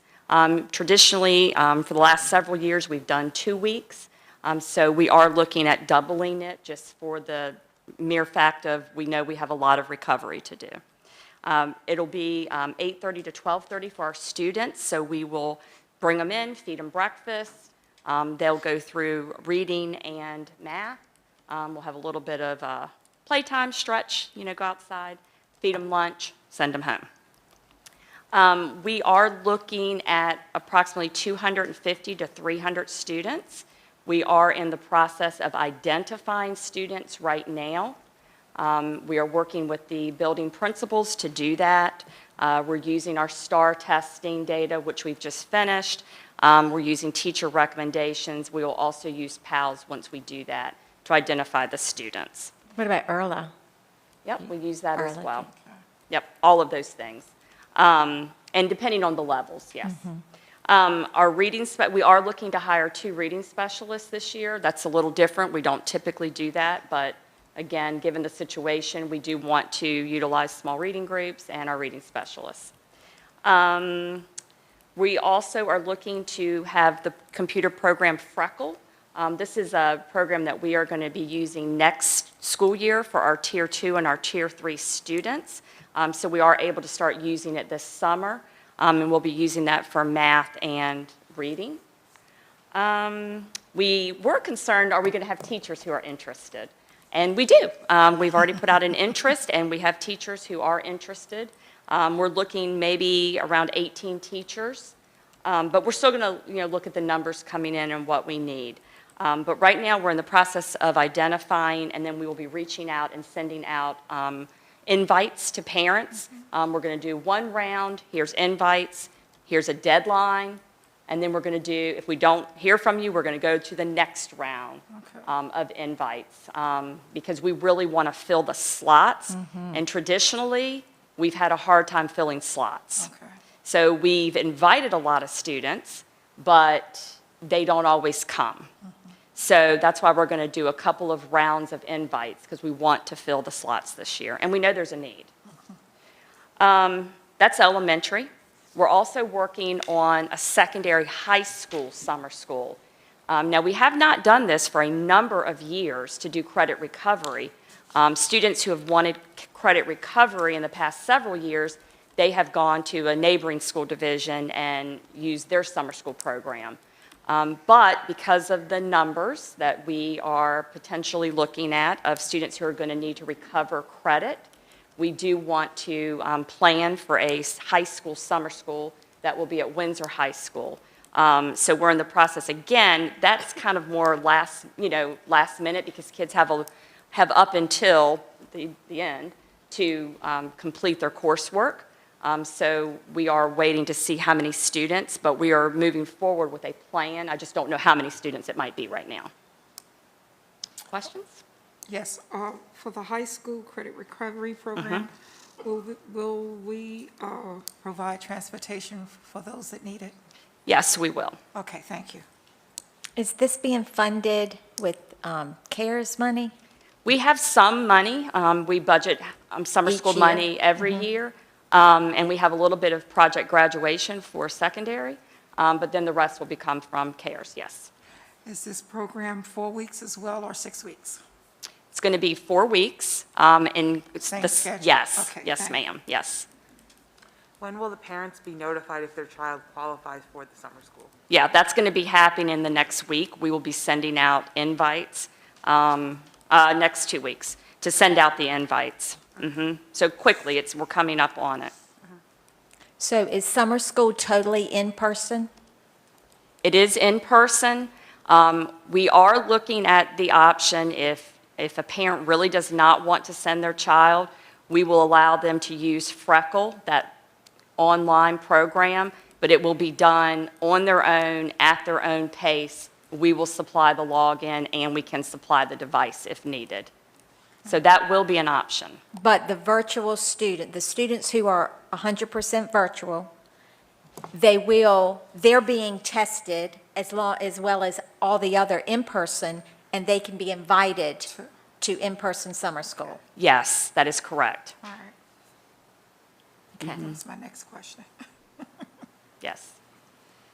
Okay. And we'll give you more of an update in June, once we have all the numbers finalized and know how many are going to come, and then we should know more about the high school as well. I have another question for you. Yes, of course. I know the plan is to have summer school from July 6th to the 29th, which is a 4-week program. But I know you've sending the invites out, and even after you assess the students and all, if you find out that you cannot house all of the invites, okay, all of those that are going to return, and you need more space, would you consider holding one for the month of August, or would you considering holding, having another location for the same time frame in July? Just say, for instance, you say, well, you sent out invites and we can only have, I'm just going to throw out a number, 200 students, okay, in this building. But you get about 450. So we're going to leave 250 kids out there and parents that really want it and really need it. This is my question. Is it possible to start up another program? You have the money, anything's possible. I mean, now, in regular times, the reason I'm saying that, Ms. Gatz, because in regular times, you all know, this is it, that's it, this is the slot, this is what we're going to be taking. And we will leave it up to the teachers to do the recommendations, if that's what you all used to do. But because of, the pandemic, the kids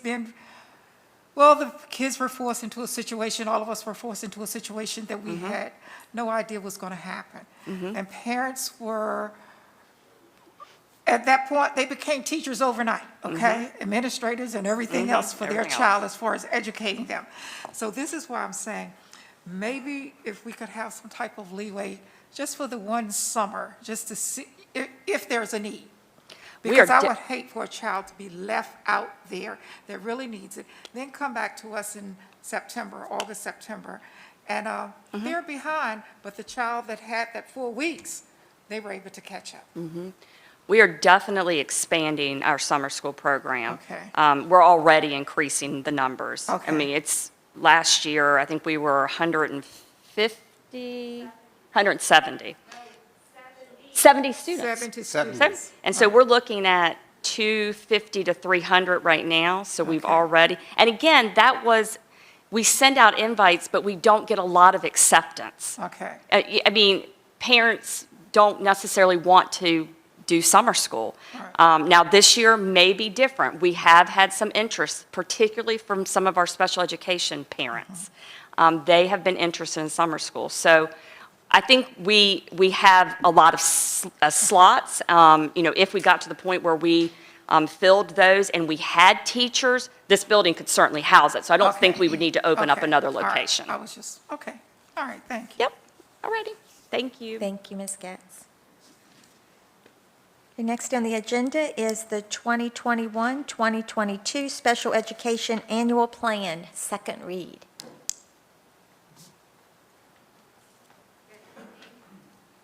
Madam Chair, members of the board, Dr. Thornton, the Special Education Annual Plan is up for approval tonight. That's right. We were here last month, and then the plan went out to the public for comment.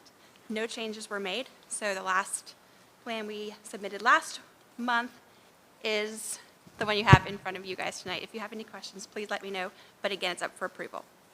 Okay, any questions? No questions. So this is an action item. Madam Chair, I would like to make a motion to approve the 2021-2022 special ed plan. Second. Gives me pleasure. I'm just looking around. Okay, we have a motion and it has been seconded. Vote, please.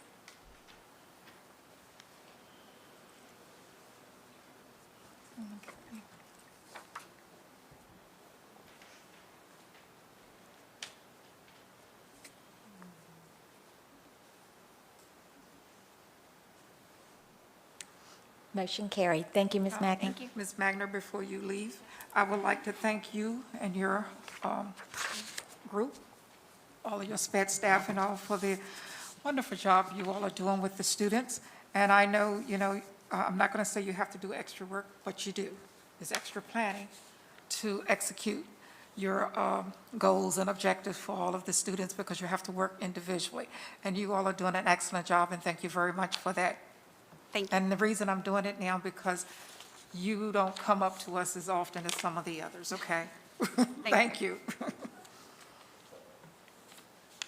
Okay, next is the Carl Perkins Plan for Career and Technical Education. And this is also the second read. Mr. Mordecai. Okay.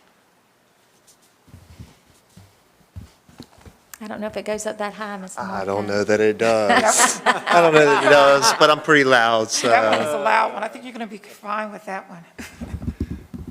I don't think I'm that tall, but thank you, Mr. Cooper-Adder. Madam Chair, honorable board members, Dr. Thornton, good evening. We are here tonight for the submission of the Carl D. Perkins 2021-2022 grant, second read. This federal grant allocates funds on a yearly basis to school divisions to help strengthen and support our secondary and post-secondary career and technical education programs. So did anyone have any questions in regards to the 21-22 grant? No questions, so this is an action item. Madam Chair, I make the motion to approve the Carl Perkins Plan for Career and Technical Education. Second. Okay, we have a motion and it has been seconded. Vote, please.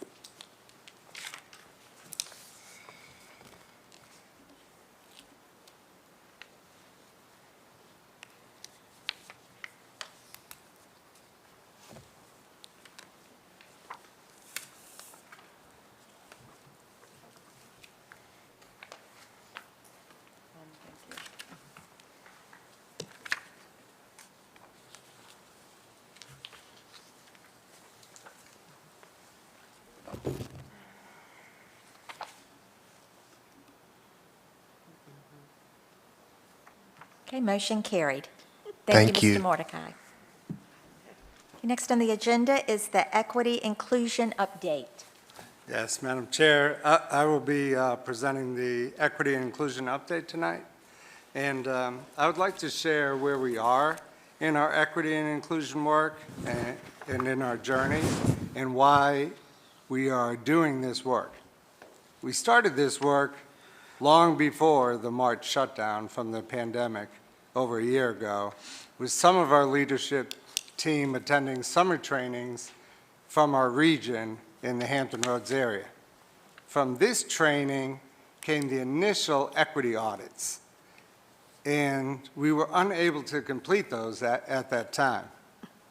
I shared the inequities that were evident in the data at one of our meetings a few months ago. And I would like to share some of this data now before I continue. So I handed out to you, we have advanced studies diploma data for the last 3 years.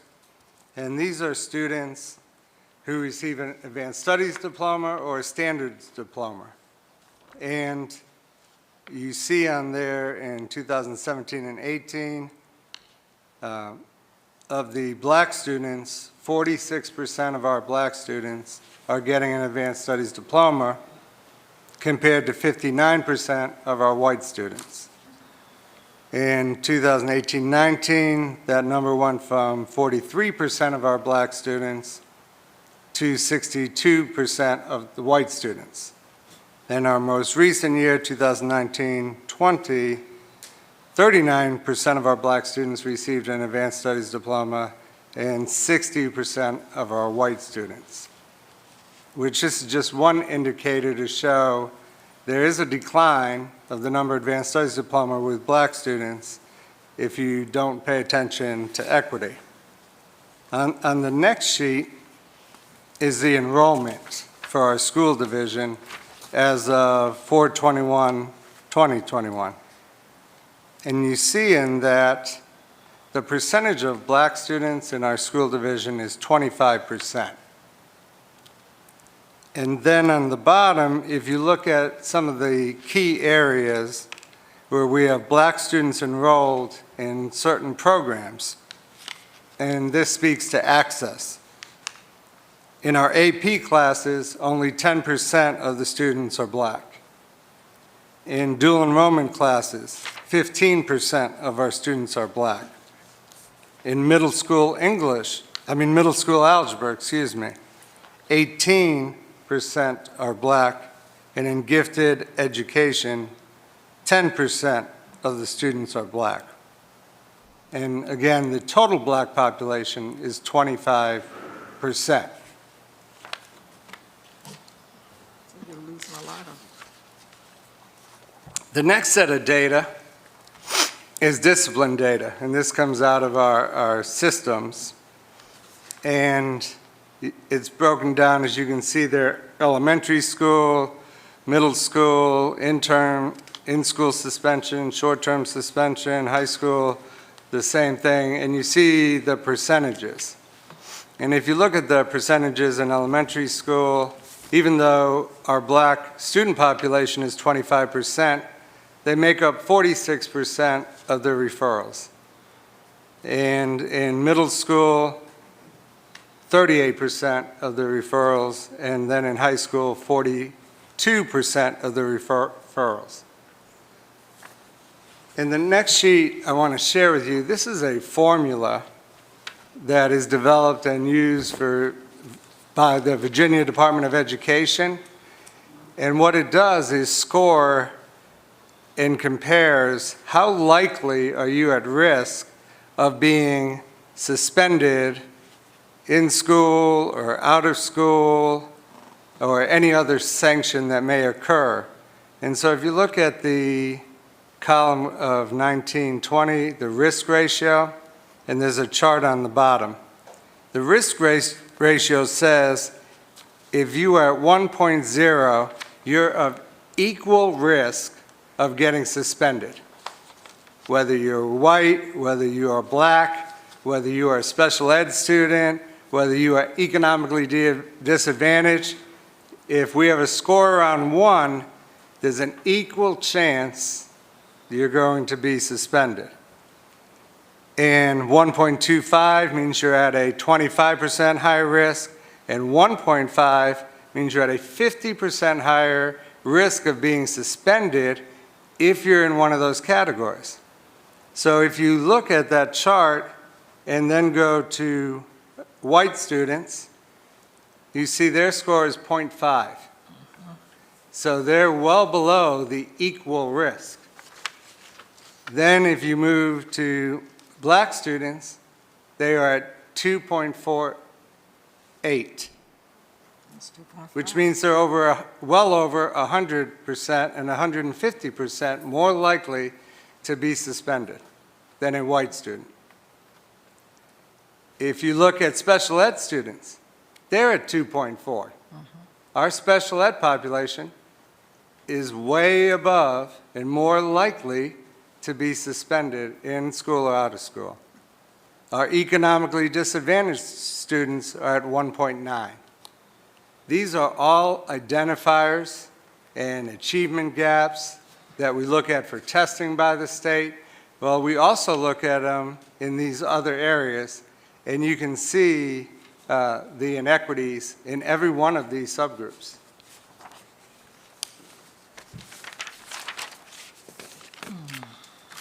Now, this is state data, right, that you This just is went straight from our systems and the data we enter every day, and yes, that we submit to the state, and that's the state formula. Is this overall or just for Isle of Wight County? That's Isle of Wight County. Okay. Those are our schools.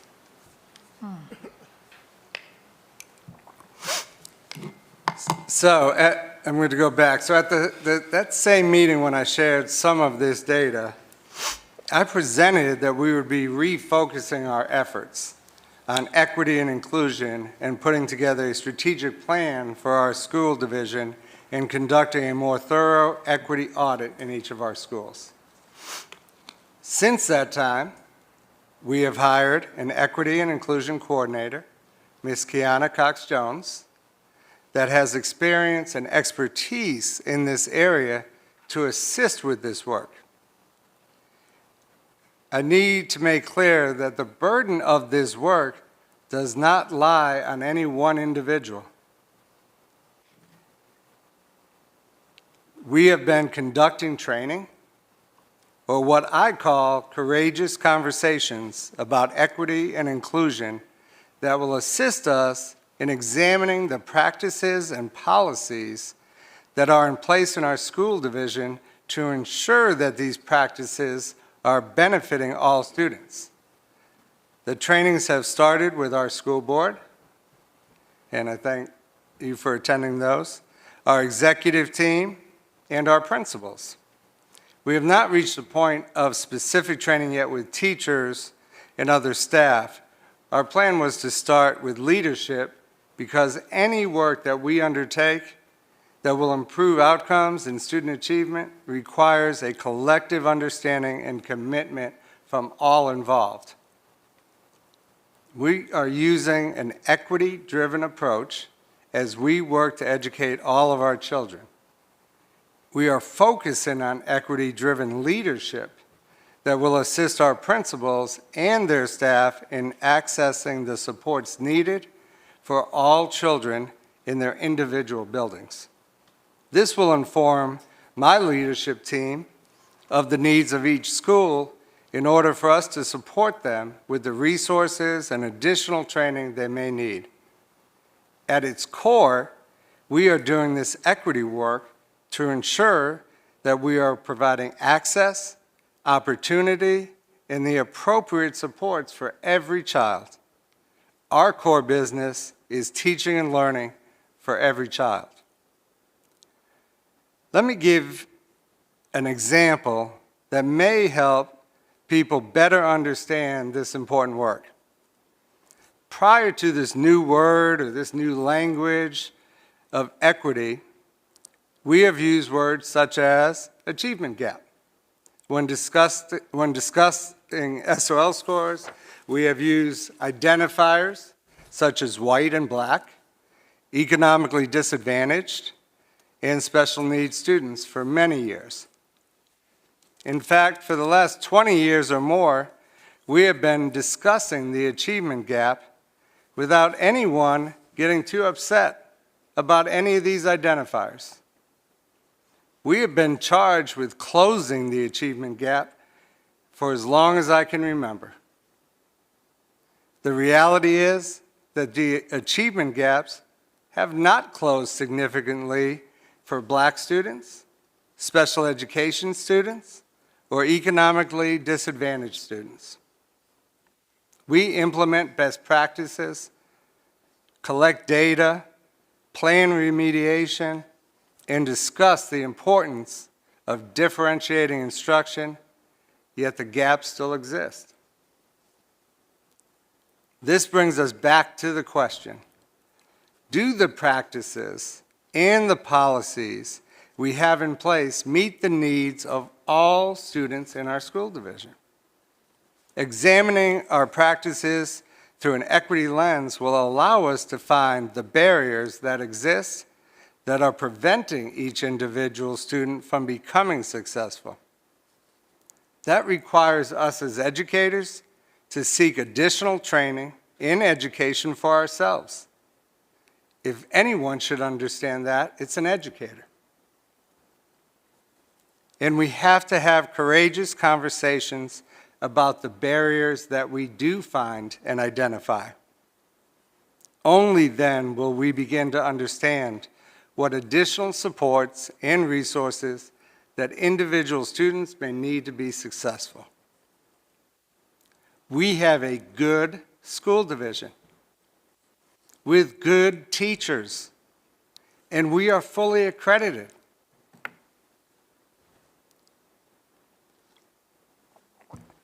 I feel good about this, and I think many of us feel good about this, and we celebrate it every year.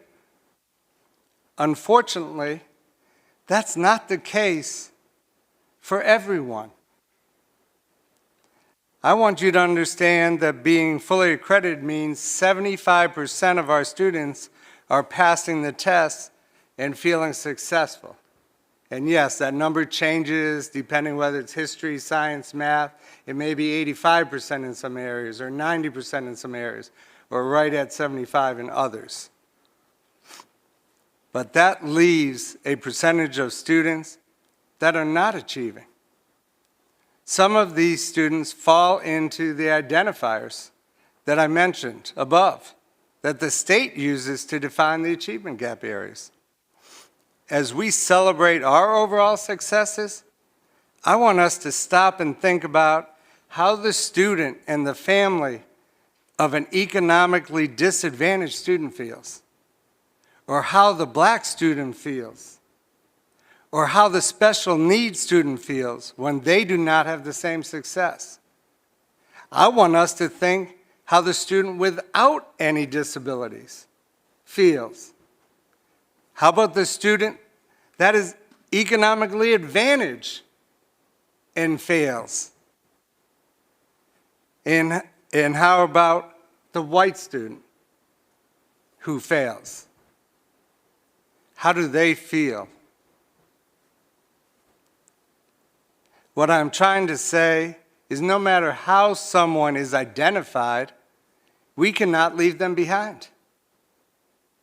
I want to reiterate what I stated earlier. At its core, we are doing this equity work to ensure that we are providing access, opportunity, and the appropriate supports for every student to be successful.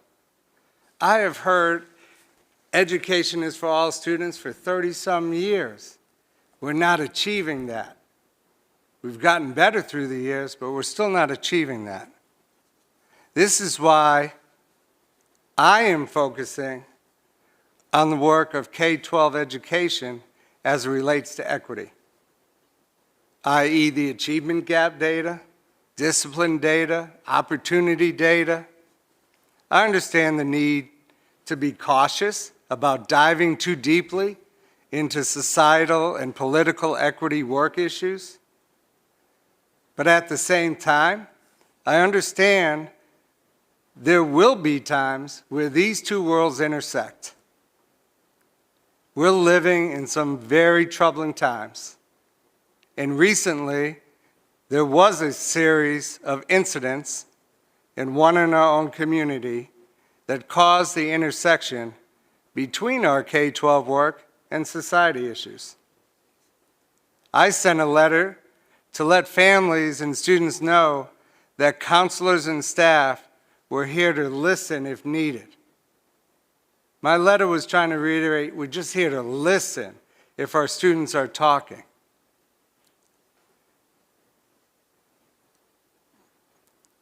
I understand that our students are having these conversations without us, and as adults and educators, we need to be able to have open, honest conversations as well, not only with our students, but with each other.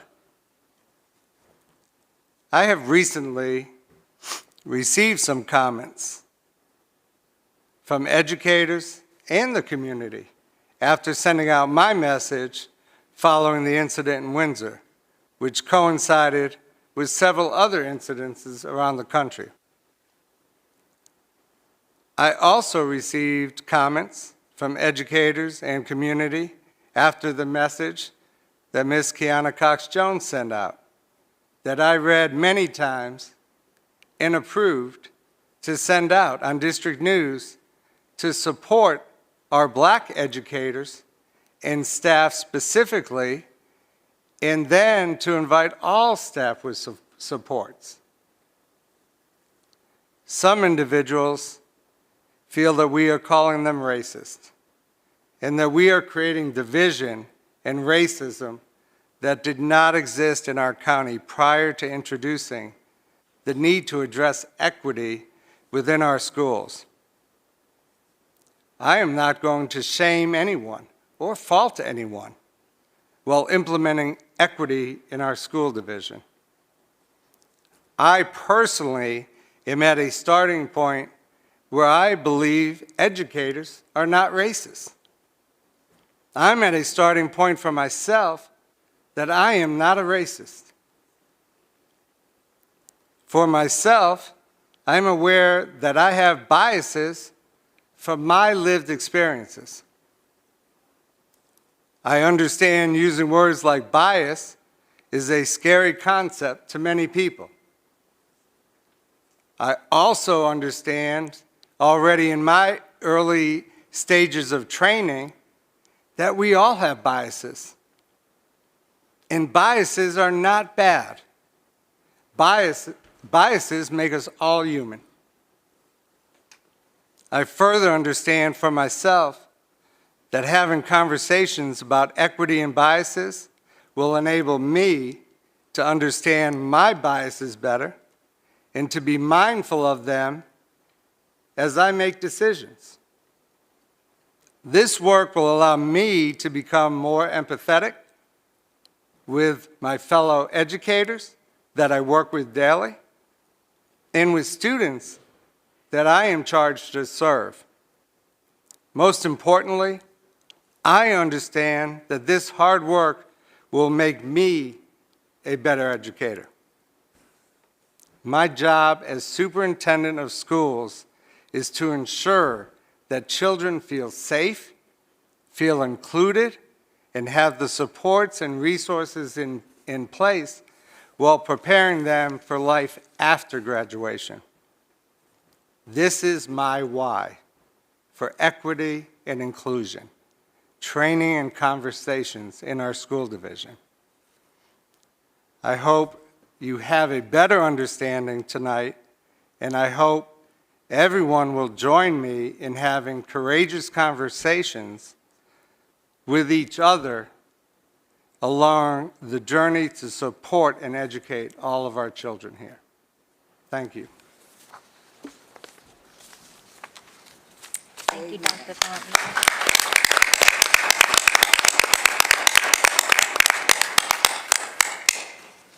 Anybody have anything they want to add to that? I've also gotten a lot of comments about the equity and the new position. Something I told somebody, I was on the phone with a constituent, and one of the things I said, I don't think you understand what we're trying to achieve when we're trying to achieve equity within our community. People start at different points in different places. And just because you give someone the same thing doesn't mean they're going to end up in the same place. If you have a student who's in the desert and you have a student who's in the ocean, but you give them both a boat, the student in the desert, it doesn't do them any good. They're going to be stuck in the same place. They're not going to be able to move. But the student in the ocean is going to be able to move and sail.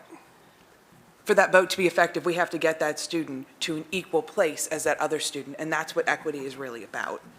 And I agree with you, Dr. Thornton. We all have our own biases, and some of them are good and some of them are bad, and they help us navigate life in our own way.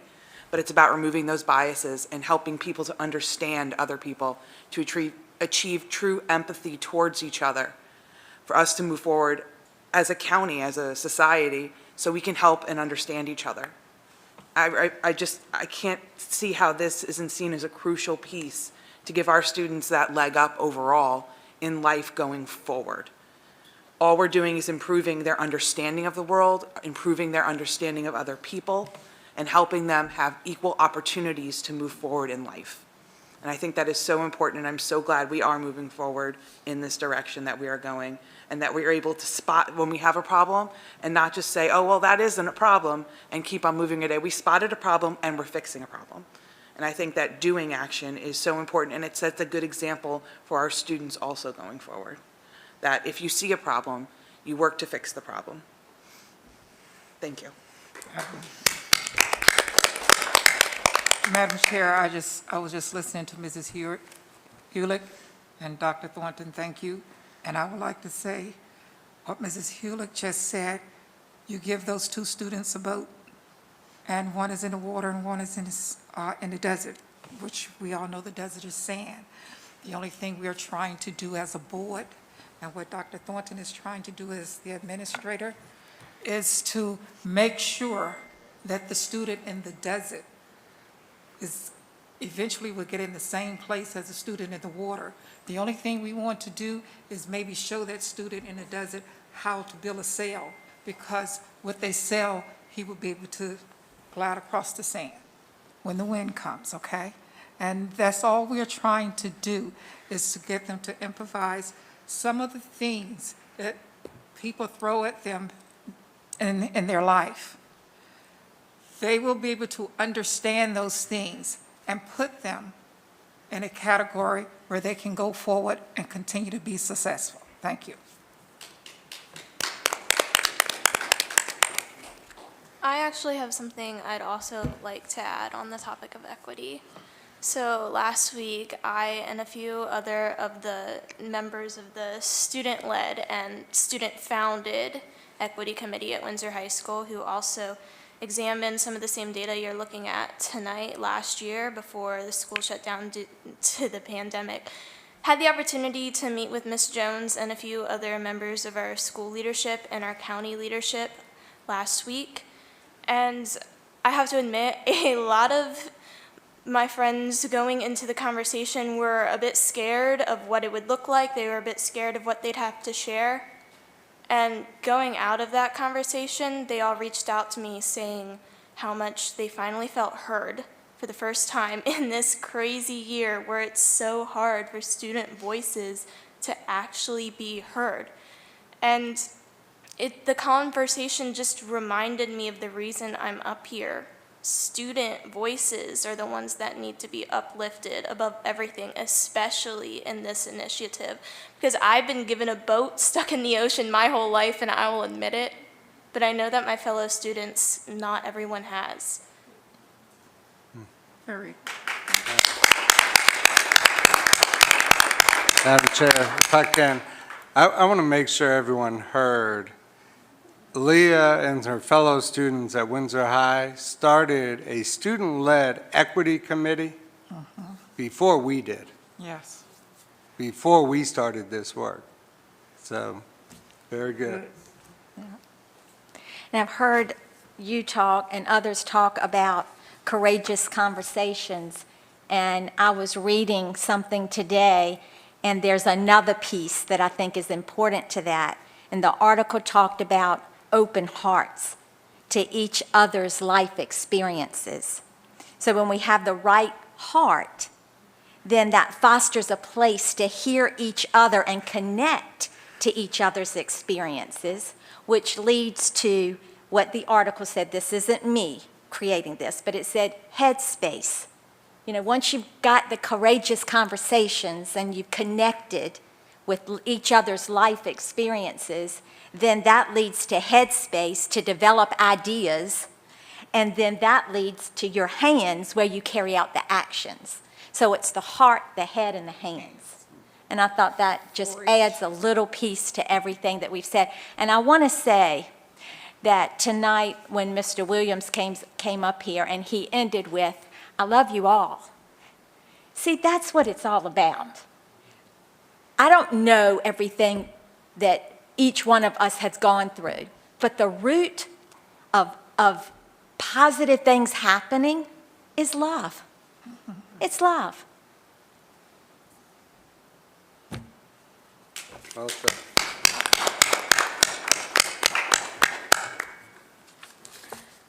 Okay.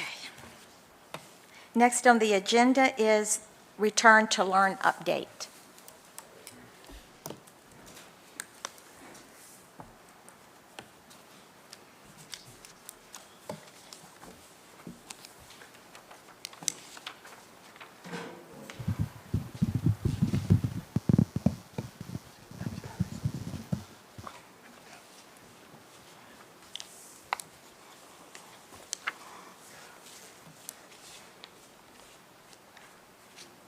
Madam Chair, members of the board, Dr. Thornton, this evening, Ms. Sketz and I will provide you with information regarding our plans for virtual learning during the 21-22 school year. And I think we'll get the PowerPoint queued up here in just a second.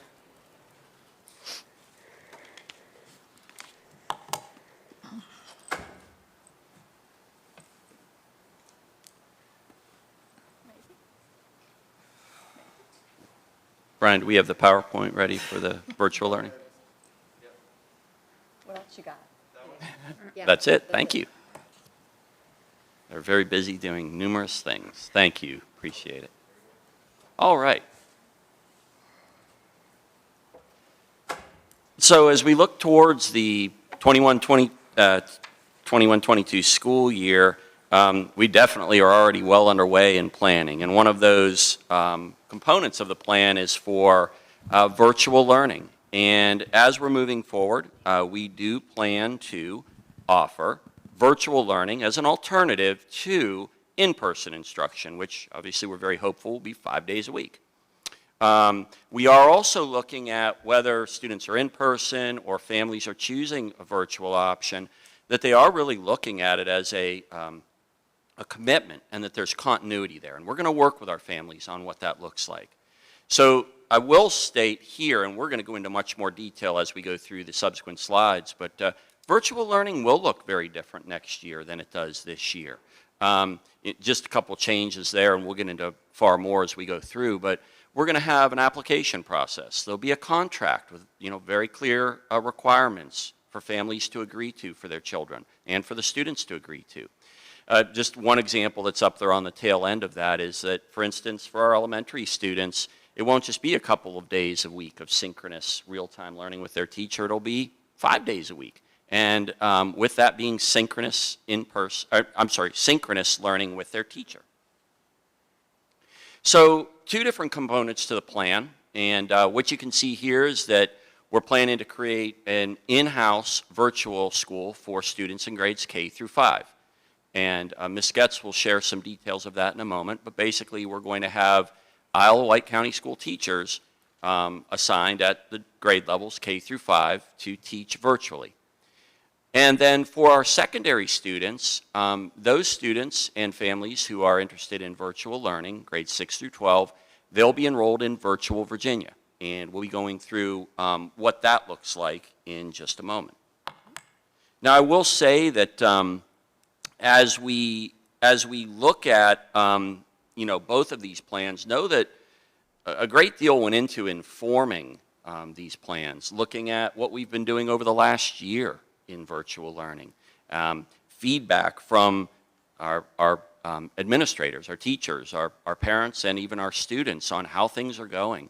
Things like, what is asynchronous learning like for a very young child. In many cases, that's not a great model.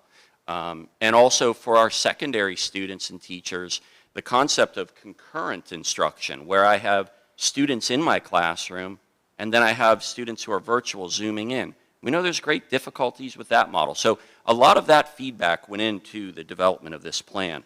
I will also say that the Virginia Department of Education has encouraged divisions to take advantage of and use Virtual Virginia for their online needs.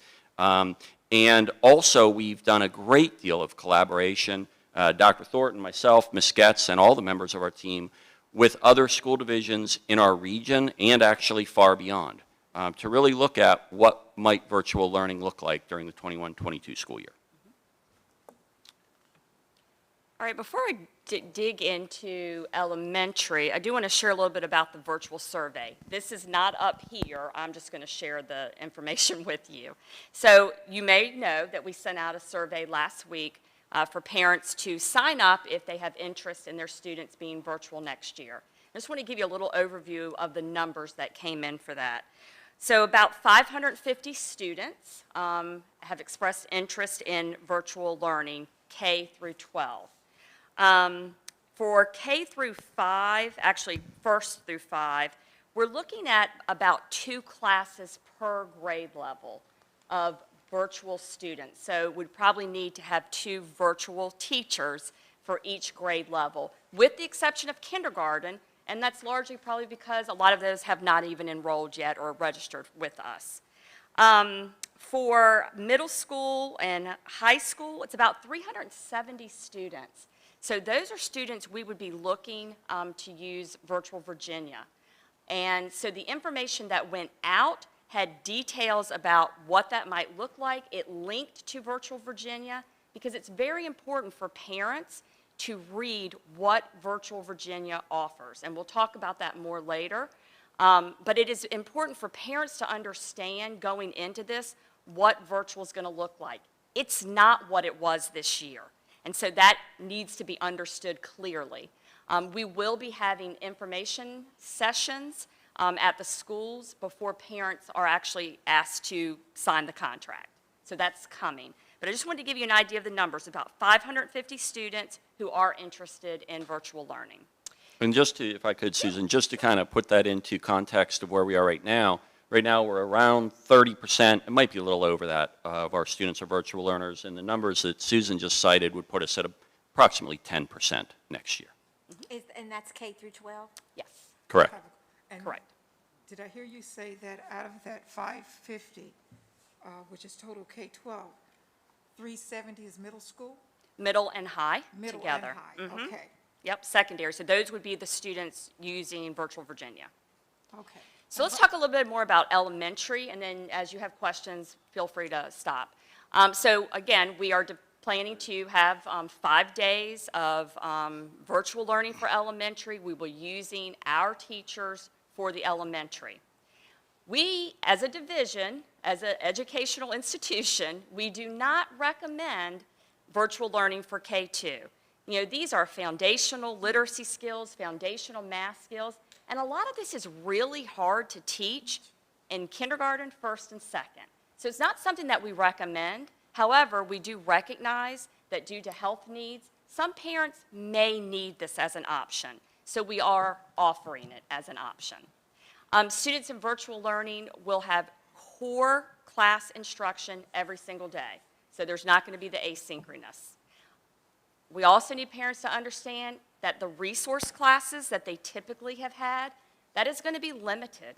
It is probably not going to be every single resource offered, and it probably will not be every single day, and it may not be live resource classes. It all depends on what we can work out with our in-person numbers. We will offer something, but we're not 100% sure what that's going to look like, but we anticipate it's not going to be every resource class that you would get in-person learning. Prior to the pandemic, were we having any students at all doing virtual learning? And if so, how many? Not in elementary school, there were none. What, high school? They utilized Virtual Virginia, some. Did you keep up, do you know the numbers of those, Susan? it wasn't full-time, so it would be like a class with Virtual class, Virginia. okay. So nobody that you are aware of was using? We didn't have any, we had one that wanted to.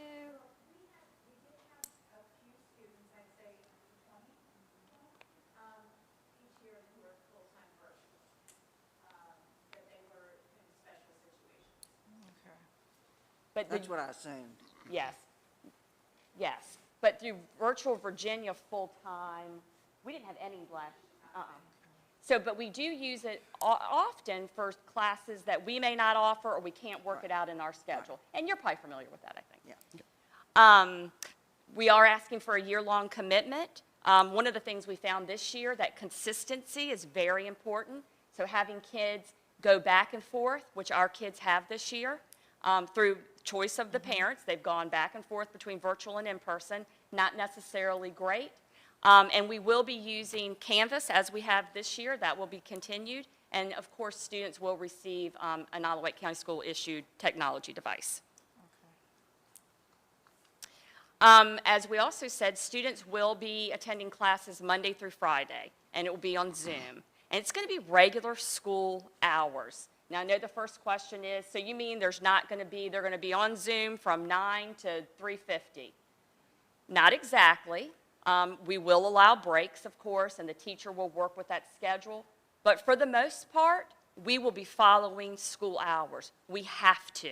They have to have the same experience that our in-person students have. Attendance will also be based on being present. That's very different from this year. So you have to be present on the Zoom in order to be counted present. And if you are not and you have absences, we will be looking at chronic absenteeism and truancy, just like in-person students. The other thing that will be different is the expectations for turning in assignments. Currently, we have leeway as when those assignments can be turned in. That will not be the same. They are due when the teacher says they are due, just like for an in-person. So we really are mimicking in-person. It's just going to be at home. And if I could add something, Susan. Yes. When Ms. Getz said the clock hours have to be the same, the state allowed waivers through this pandemic.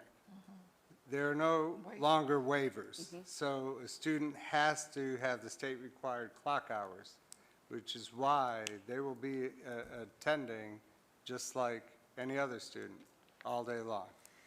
Are you sending those, I'm sure you are, though, making sure that you send those out with the parent agreement? Yes, ma'am. That is in the contract. Make it very large, not Yes. small. You are correct, Ms. Thomas. That's right. Yes. I don't want them, came in, it was fine print. Yes. Large print. No. Okay. So just a few more details on parts of the elementary plan. Here, really, you're looking at the requirements for participation.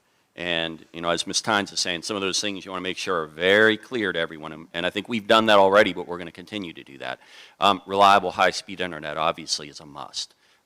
Demonstrated success with virtual learning. We want our students to be successful. We want the families to have a successful school year next year. And so part of what the principals will be working on with the families is how successful was your child last year in the model that they were within.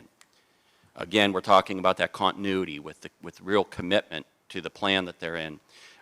Computer cameras on during the virtual sessions. Completing the assignments, Ms. Getz talked about that. It's not going to be a delay. It's going to be when the assignment is due. And then also having that adult present to offer support for these elementary children when they're at home engaged in virtual learning. Moving to the secondary virtual plan. So here, just some more information. Obviously, we've stated that for students in grades 6 through 12 choosing virtual, they would be enrolled in Virtual Virginia. Again, these are primarily, core courses. You're not going to see an honors identified course like we have. They're primarily your core. There are courses that go beyond just the core, but it's limited. We would not be offering, through Virtual Virginia, the types of CTE courses that we have available for in-person. You would not have an Isle of Wight County Schools teacher. You would have a Virtual Virginia teacher, and approved through VDOE. Also, here, the students would need to adhere to and follow the Virtual Virginia calendar and all the expectations and guidance that are in their student handbook. We've provided all of that to our parents already who completed the survey. There was just an array of information that we provided to them at that time. And again, through the information sessions, we'll be able to provide more information into May here. So here with the secondary plan and enrolling students in Virtual Virginia, we'll still be providing those students with a Wight County Schools device. Students who participate in the program, again, we want continuity for those students. So we really want them to think about, hey, this is my plan for the year. We have already encouraged parents and students to really dig into the Virtual Virginia information. Make sure that looks like a good fit for you. And we want to help them with any questions they might have with that information regarding Virtual Virginia. And again, just like for elementary, reliable, high speed, that is an absolute must to do this. Again, students should have demonstrated that they were successful in virtual learning. We don't want to do it again if the student wasn't able to be successful. And again, a year-long commitment is what we're asking for. And the courses that are available are very limited.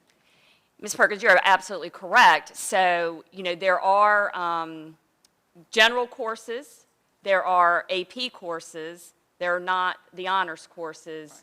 So the selection compared to our in-person high school selection is very different. Yes. And so parents would have to make that choice. And as Mike said, the CTE courses, you're not going to get that from Virtual Virginia. The middle school, as you said, 6 through 8, is that going to be the same basic curriculum we have, but without any honors or any electives? Is that what we're talking about? It is very much the same as far as middle school goes. We don't have honors in middle school, so it would be much more similar. The electives, we're going to have to work on that and see what we are able to offer for that. But it is not offered through Virtual Virginia, other than foreign language. That might be an offering. And so all we did here was just pooled just the language from, this was the, for instance, like the elementary contract, which you don't see here as a signature component and all at the bottom. But, you know, very clearly again, this is a contract, and it's really talking about that initial and continued participation in virtual learning in 21-22. These are the requirements. So there's nothing here, I don't believe, that we haven't already spoke to in those bulleted items. But I would draw your attention to that highlighted area where it says Wight County Schools reserves the right to administratively drop a student from the virtual learning option and return the student to in-person if the above-mentioned requirements are not met. That's intended to help our children. We're not going to let a child continue to fail or suffer or flounder in a virtual environment. Now, would that be done haphazardly? No. We're going to work with families and figure out, hey, what's the dilemma, what's the problem, how can we help you resolve that? But if we find that this is not right for a child, we're certainly going to move that child to in-person if that's where that child really needed to be and where the family determines, you know what, yeah, we made a mistake, let's do that. So we did put that in there. These requirements really need to be met. We want the children to be successful. And the parents need to understand, I'm not going to say they don't understand, sometimes they don't know, that we as a Wight County district in the state of Virginia, we're responsible for every school-age child, K-12, and those in the adult program as well, if they sign on. And the only other option that parent has that Wight County schools will not be responsible for their child is to completely take them out and put them in homeschooling. And that at that point, we have nothing to do with that. We just have to approve it to make sure we know where that child is and what that child is doing as far as being educated. Thank you. All right, so just a quick look at our timeline. Right now, we are we've done the virtual survey. We have disaggregated our results. We are looking for parents to commit by June 11th. So between now and June 11th, we will have information sessions for parents to ask questions. We'll do some of those virtually and perhaps in person as well. for parents to really ask questions and gain an understanding of what they are committing to. By June 11th, we want the commitment, we want the contract. Our next step will be selecting our elementary teachers, because we will have to look at numbers, kind of preliminary. What we're thinking is we'll look at the elementary numbers, the school that has the largest amount of students for, like, let's say first grade. Whatever school has the largest amount of students who are interested in virtual, that might be a school that loses a teacher to virtual learning. So see, all that has to be worked out. So that'll be the next step. We have to register middle and high school for Virtual Virginia. And then another important note is that Virtual Virginia actually starts a week before we start. So it doesn't matter that our calendar is we start on the 7th of September. Virtual Virginia starts on August the 24th. So parents have to be ready for that. And then that would be for the next school year. And just to kind of recap, I think we've talked about a few of these already, but just some necessary steps. Of course, we already talked about the survey, the analysis of the data. Susan started to allude there to now it's time to look at, the allocation of resources. And so, we've been talking with Dr. Thornton now as we're looking at data, really trying to navigate what that'll mean for the allocation of the appropriate resources to support our kids and our staff. The contract signed by the parents, the commitment by June 11th, that's going to really allow us to really put the plan in place and also get those students enrolled in the Virtual Virginia courses so that we can take care of that step in the process.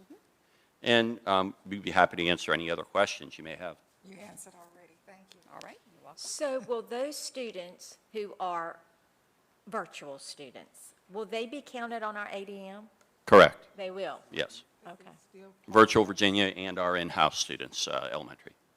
We're still responsible for them unless they, like we said, they go homeschool. So, because we're taking our Exactly, elementary that's- teachers and they will be, just like they're doing this year, some of them will be That's virtual right. teachers. But the middle and high is going to be total virtual Virginia, Yes. but we can still count them. Yeah, in- absolutely. Yeah, that's correct. And as I said, the Virginia Department of Education has actually encouraged divisions, use Virtual Virginia. It's endorsed by them, and it's a great online option. Well, at least for some families, they may determine that. If they're virtual, will they have any connection with any of our teachers? So like if they were to need help in some way or some regard, or would they have to reach out to the Virtual Virginia teacher? If it's middle and high, it is totally with the virtual So Virginia they would have teachers. no connection to an actual teacher in Isle of Wight County? Unless there's special education services, and we're working on how that might look. All right. Okay. Good. Thank you. All right.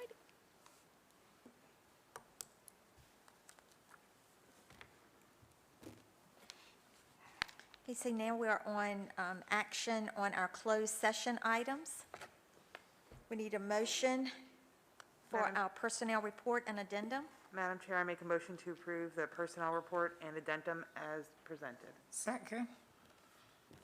We have a motion, and it has been second. Vote, please.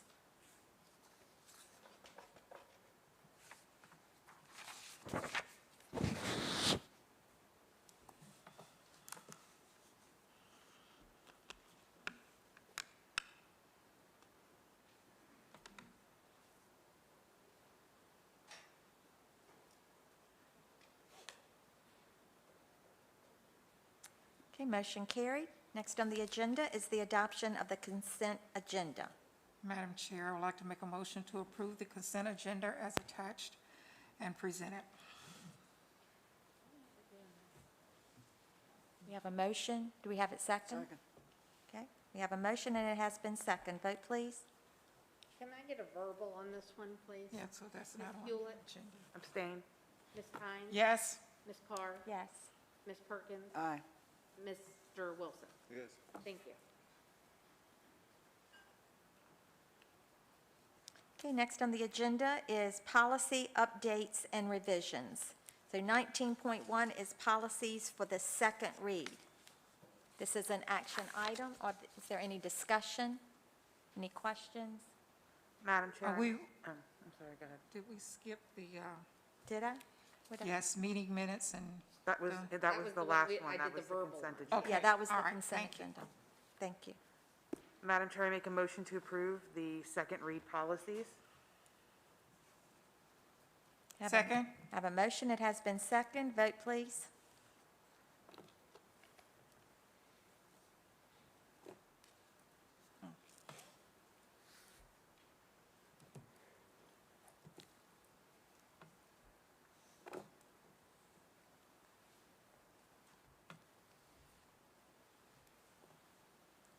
Okay, motion carried. Next is 19.2, policies for the first read. There are two policies. Any discussion or questions on these two policies?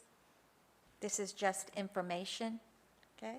Next on the agenda is 19.3, regulations and exhibits. There's one item. Any questions? Okay. Last on the agenda is board member request and comments. I just have one comment, and that is, of course, I think, was it today? It was Bosses Appreciation Day? Oh, Was was it today or yesterday? Yesterday, Yesterday? I believe. Well, we are just a day late, I'm sorry. I just wanted to say thank you to all of the bosses in Wight County Public Schools. You make the board job much easier, and you make Wight County Schools successful. Thank you very much. Thank you. Anybody else? Okay. Anything down there? Okay, our meeting is adjourned. Thank you.